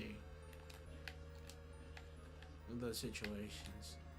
So take it as you will. It does mean... No, I am vulnerable in those spots though, so...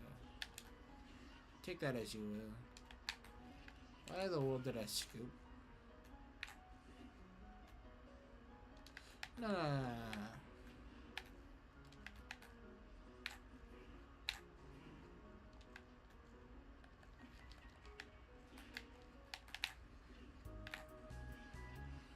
That move scoops. What? Hold on. Up smash. How low is that move? That's decently low.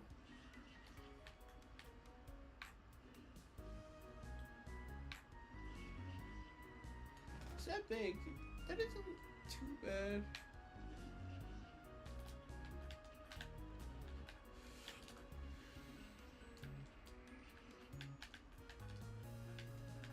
He's notices the like damage overall.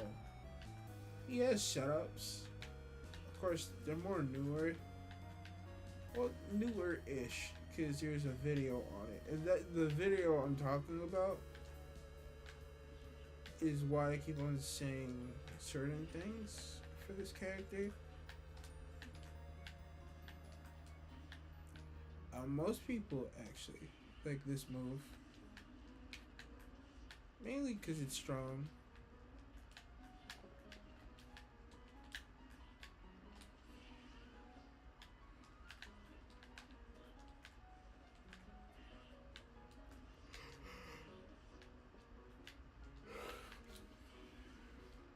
And you know, it's just link up B, which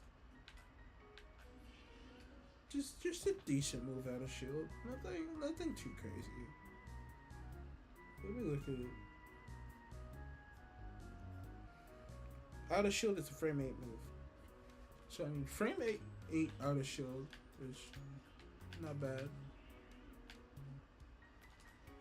And then it was something. Oh, the thrust down B, which is the down B I actually use the most.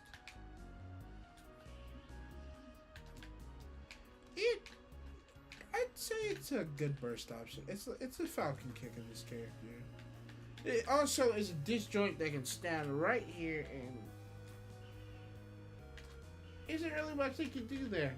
And then you just overshoot, you will get hit. You can still do this. You funny enough, you can hold on.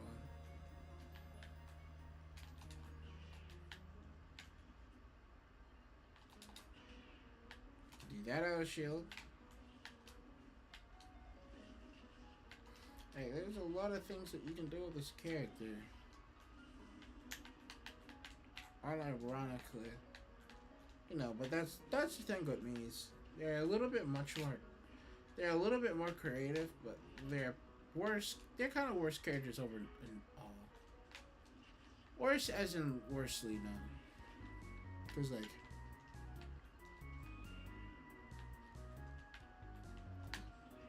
how many people have you ever seen use that move?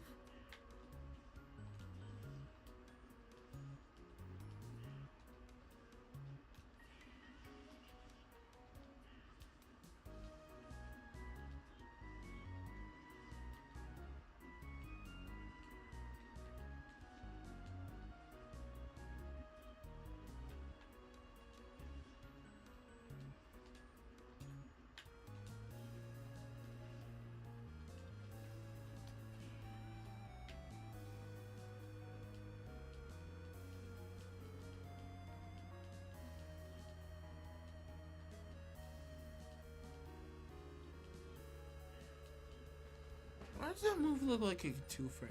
Why does forward tilt look like a 2 frames?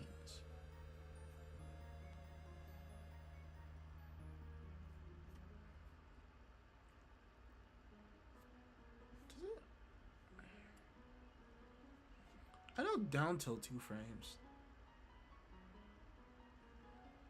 It's just a straight line though. We'll move on though. We'll move on, chat. Next character.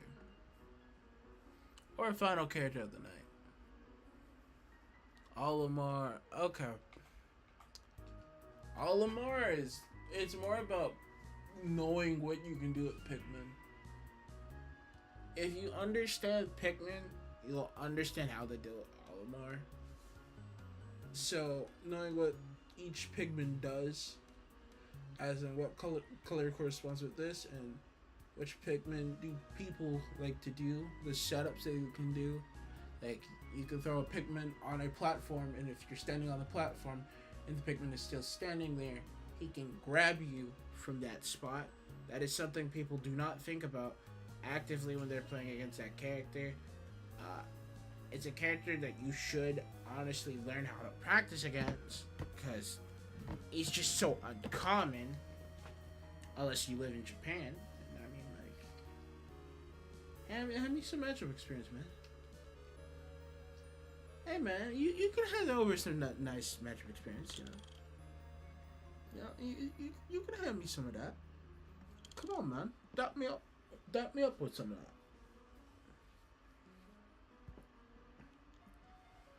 But like,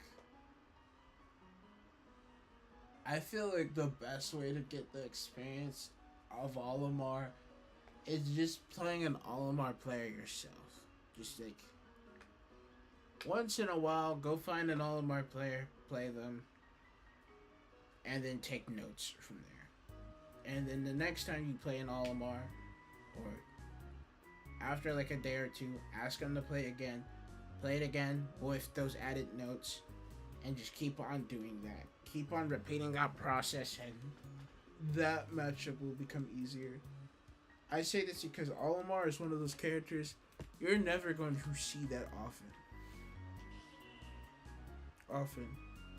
He starts off with 3 Pikmin.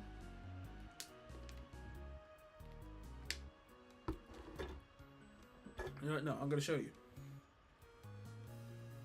Starts off with 3 Pikmin. It's red, yellow, blue. Blue, right? And then you pluck 3 more. White, purple, red. And then some people will do is that they will do that. Throw that. Pluck 1. See the yellow. Throw that. Pluck 1. Throw that. Pluck 1. And see, this is like one of the setups they normally use.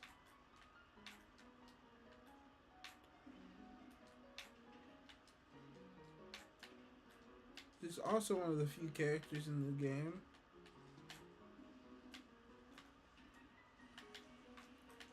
where he has a down smash setup that shield breaks. So it's not that one. What is this one? Nope. Okay. So whenever he has two Pikmin that are purple, it just all depends on the formation. So right now that the lead one is purple, right? I can't do it. Alright, if I throw that one, it goes to red. Go to that one, goes here.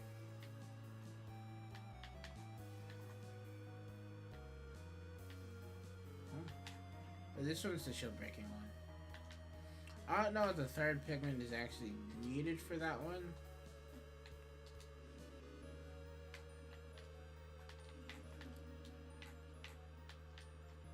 But generally speaking,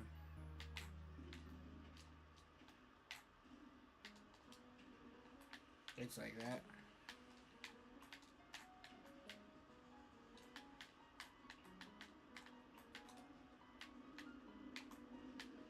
And the general consensus of what the colors mean. So you see that blue one there. I think it's more of an aura one or like a water one. And so he actually dies Um, he doesn't die as easy if he gets hit by one of those types of attacks that has those effects. This one right here, the purple one, it's kind of like the physical one, the one that does the most damage, the most knockback. He's really strong. He does a lot. You can also see me doing whistle here. This down B.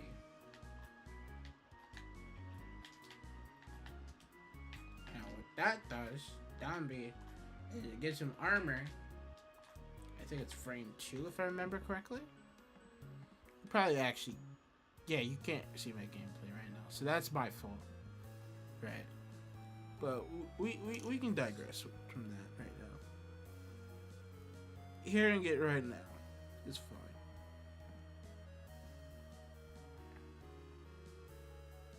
Apparently, if you go to frame data, there's more images about each pigment's hitboxes and stuff.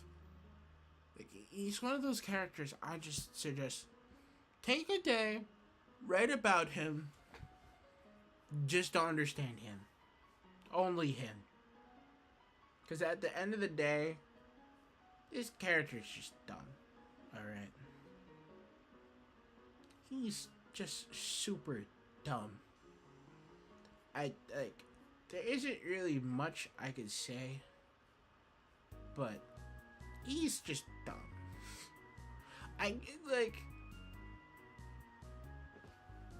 play a character that's good against Olimar. I think it's one of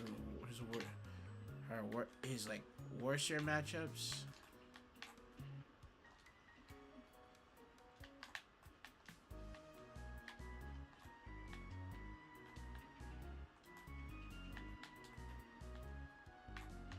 But hey, man.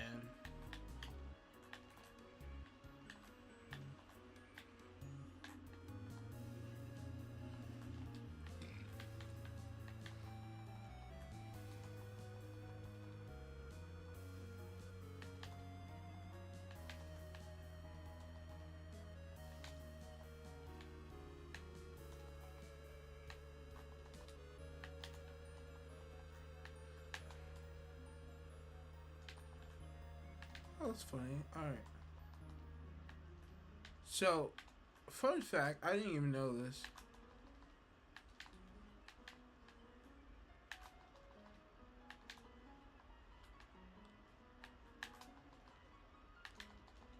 It's actually easier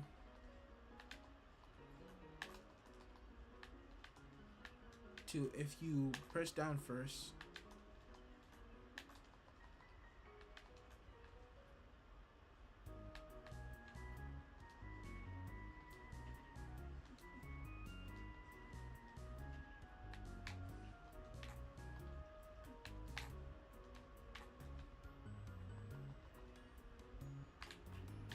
if you press down first before doing the whole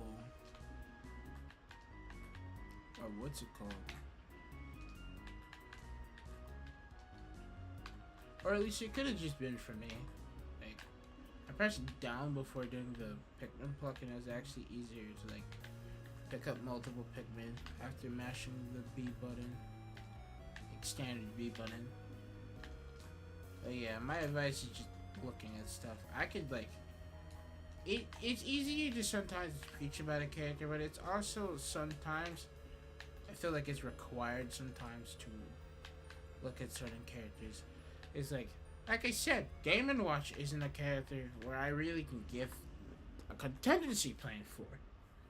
It's more based on feeling and knowing things that if you played. Right? I can't really just say, oh yeah, you can do like this versus Game & Watch every single time. Like, no. Game & Watch is a stupid character. Olimar. He plays into those bits a little bit.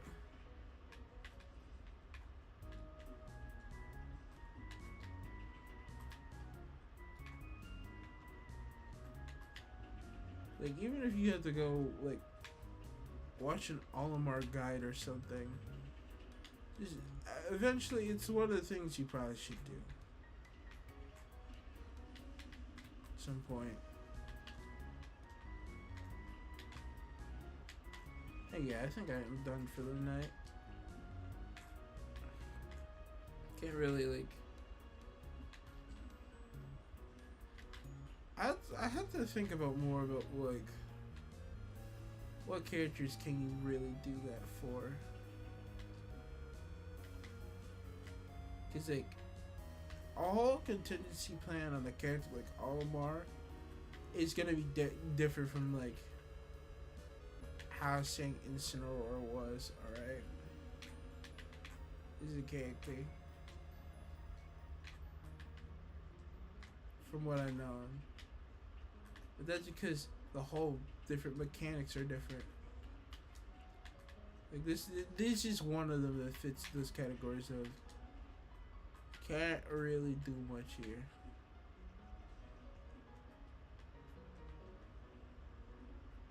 That I've gone over.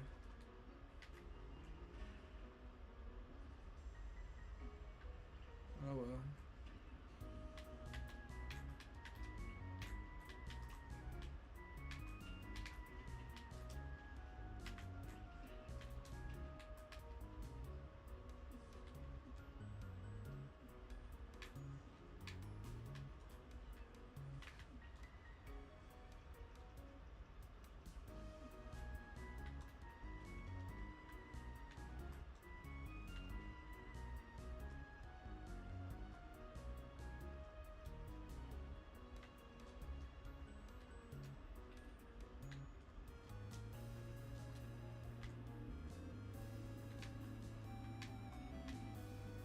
Oh yeah, they can do that, bro. Yeah. Also, yeah, I can't. I guess for this one, it's like I can't really say much because like I actually did lose to an Olimar player recently, ish. I'm not happy about it, but like it's the real factor here.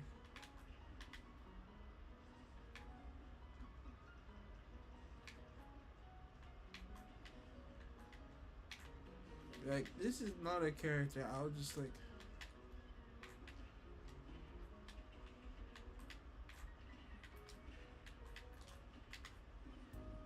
Go in the lab with.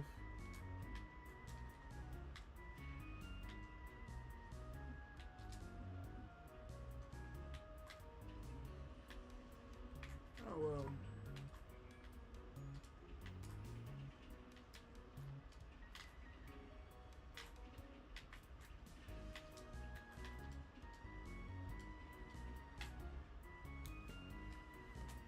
But yeah, I think I am done for the night.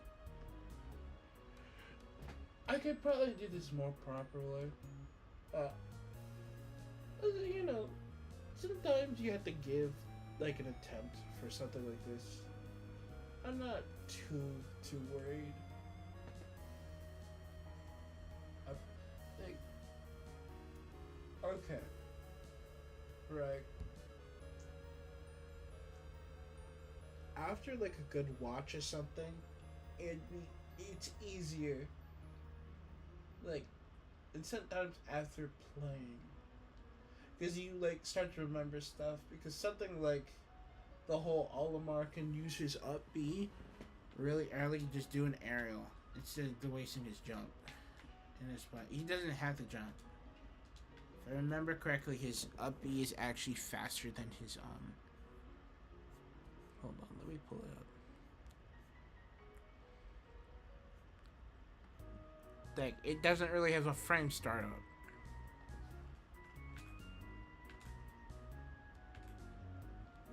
You see how like instant that is?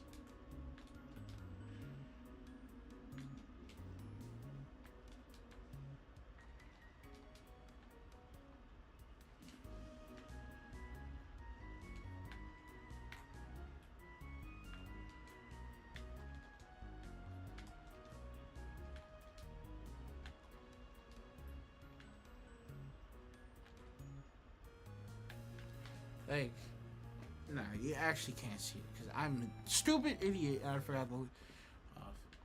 They can just do that. It it's actually like instantaneous.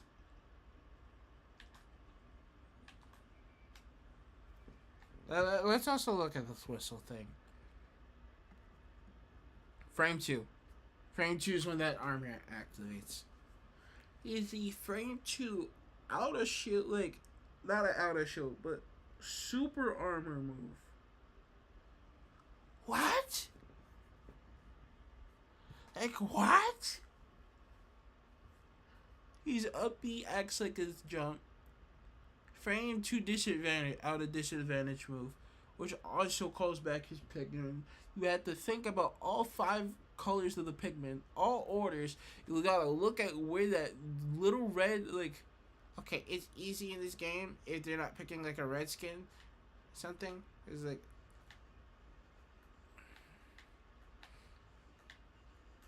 it's always the one in the front, right? So, as you can see, the one in the front,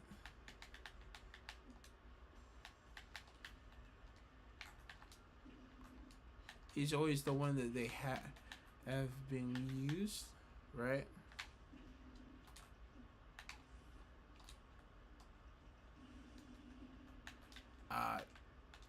The less pigment they have, the lighter it becomes. Like, like, let me show you what out.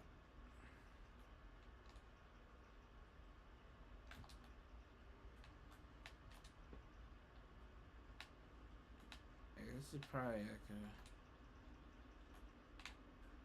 See how like fast that is compared to like.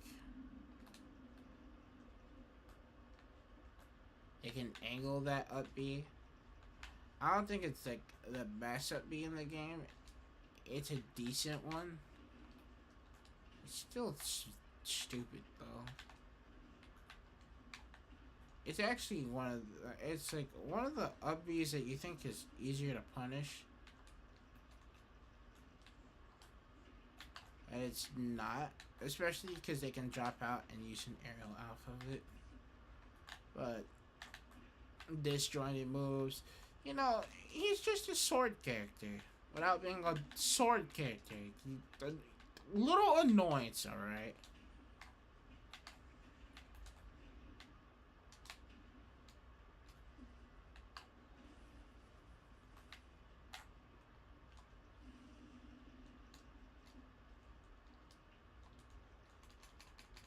Also, you can't seem to air dodge out of that move.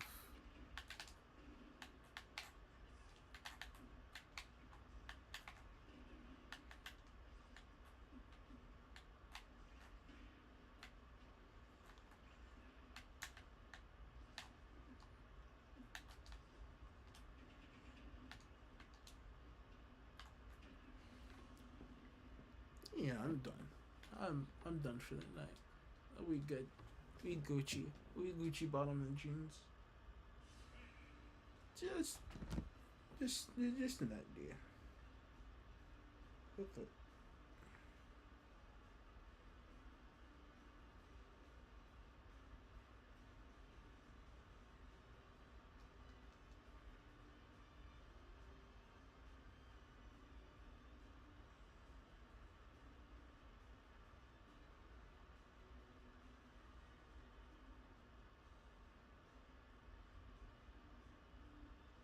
Okay.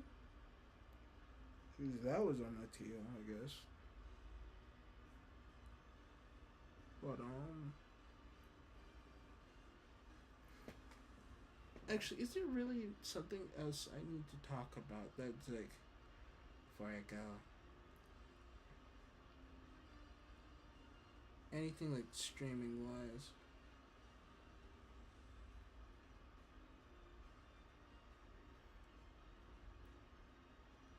So I now have to actually give it a pretty decent thought.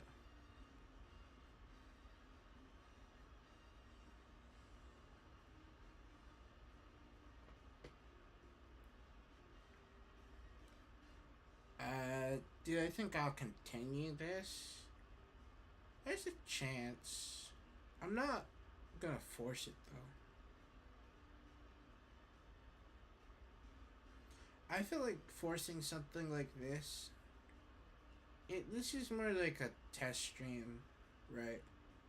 If I had something written or knew how to plan out how I would word a lot of this or what I was. Okay, the first time like I kind of thought about it, and when I was talking about it the first time, it came out easier than this time. Is what I'm saying.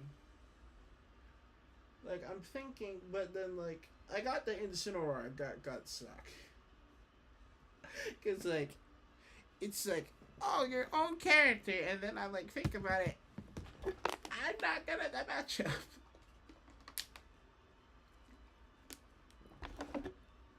I suck at playing against my own character. Because I always boil it down to a side B matchup. Uh, who's better at avoiding the side special? You do it, you good. You good, fam. If not, you suck. Get out the sticks. You're bad.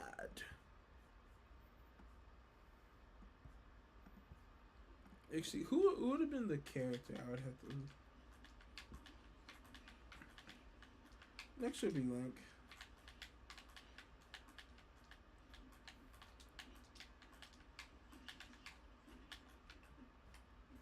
Alright. Actually, you know what? Y'all can't see it, but yeah. Link. Right.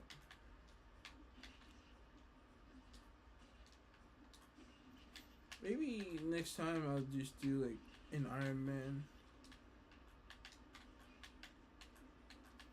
I don't mind it, but like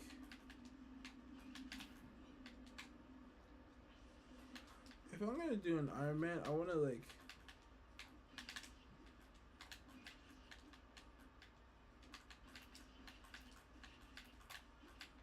have like a really good controller.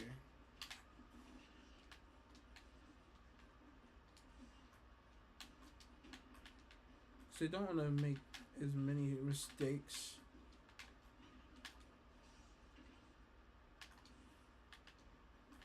How do I put this?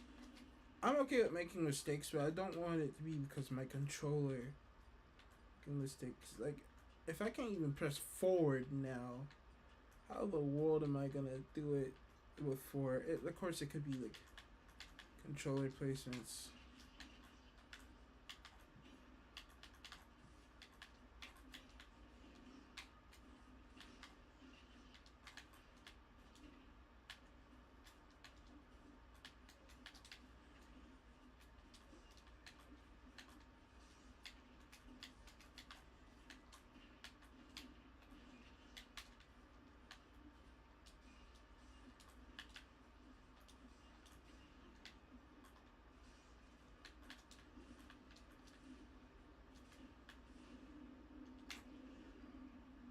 Oh well.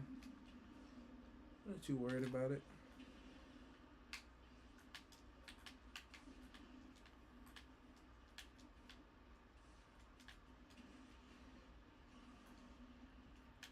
Bum.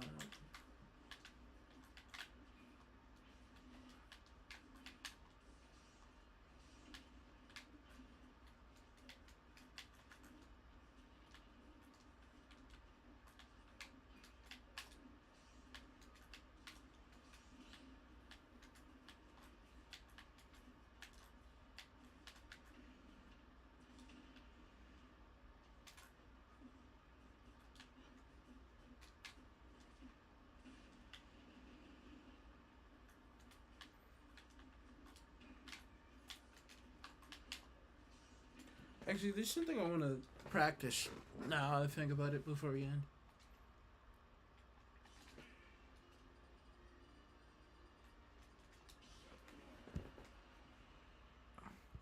Because this was something that Kaizo told me he was going to try. I actually had never seen him do it mid-match, by the way. So, something that Kaizo was talking about was that.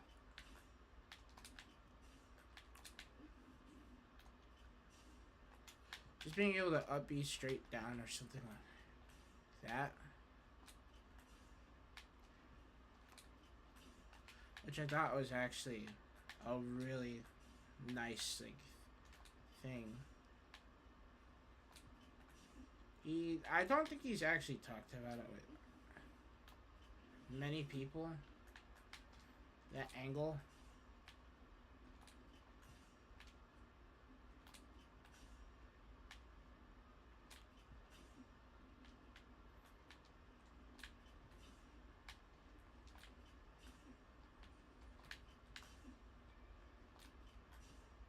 Like, but if I can do it, he can do it. Now, whatever, if it's a real match, is a totally different story.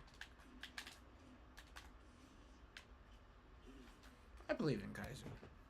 I believe in Kaiser, the player. The guy on the sticks. The fumbler. The Sephiroth man himself.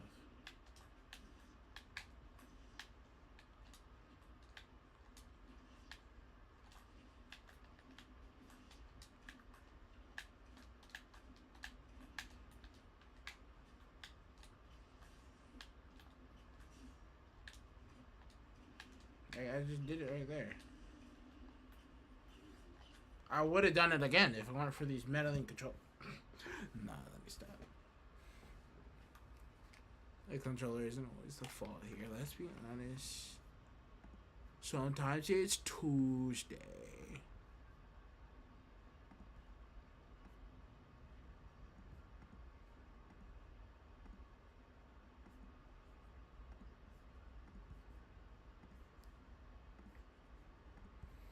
But yeah, we're done here. Chat, I think. For the 50th time.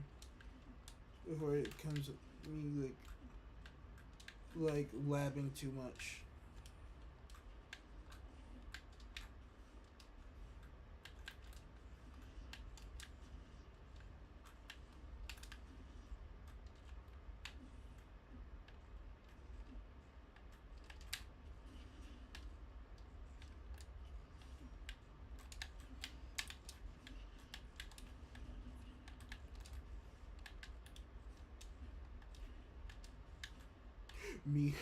Me when I said, oh yeah, before I lab too much, starts labbing even more. Labbing intensified, bro. That meant to be this. Even then it meant to be this. Oh my god.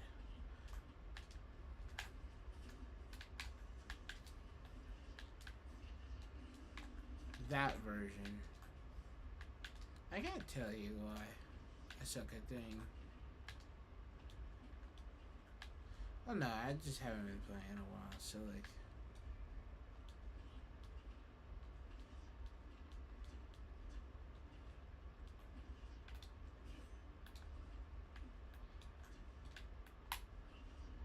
There you go.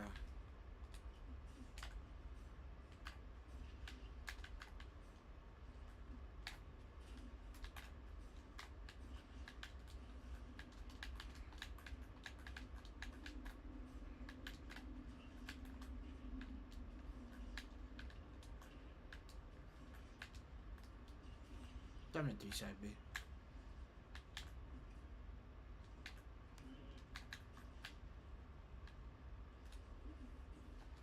Thanks, man. But alright, I will actually wrap it up now. Thank you all for watching, like I said.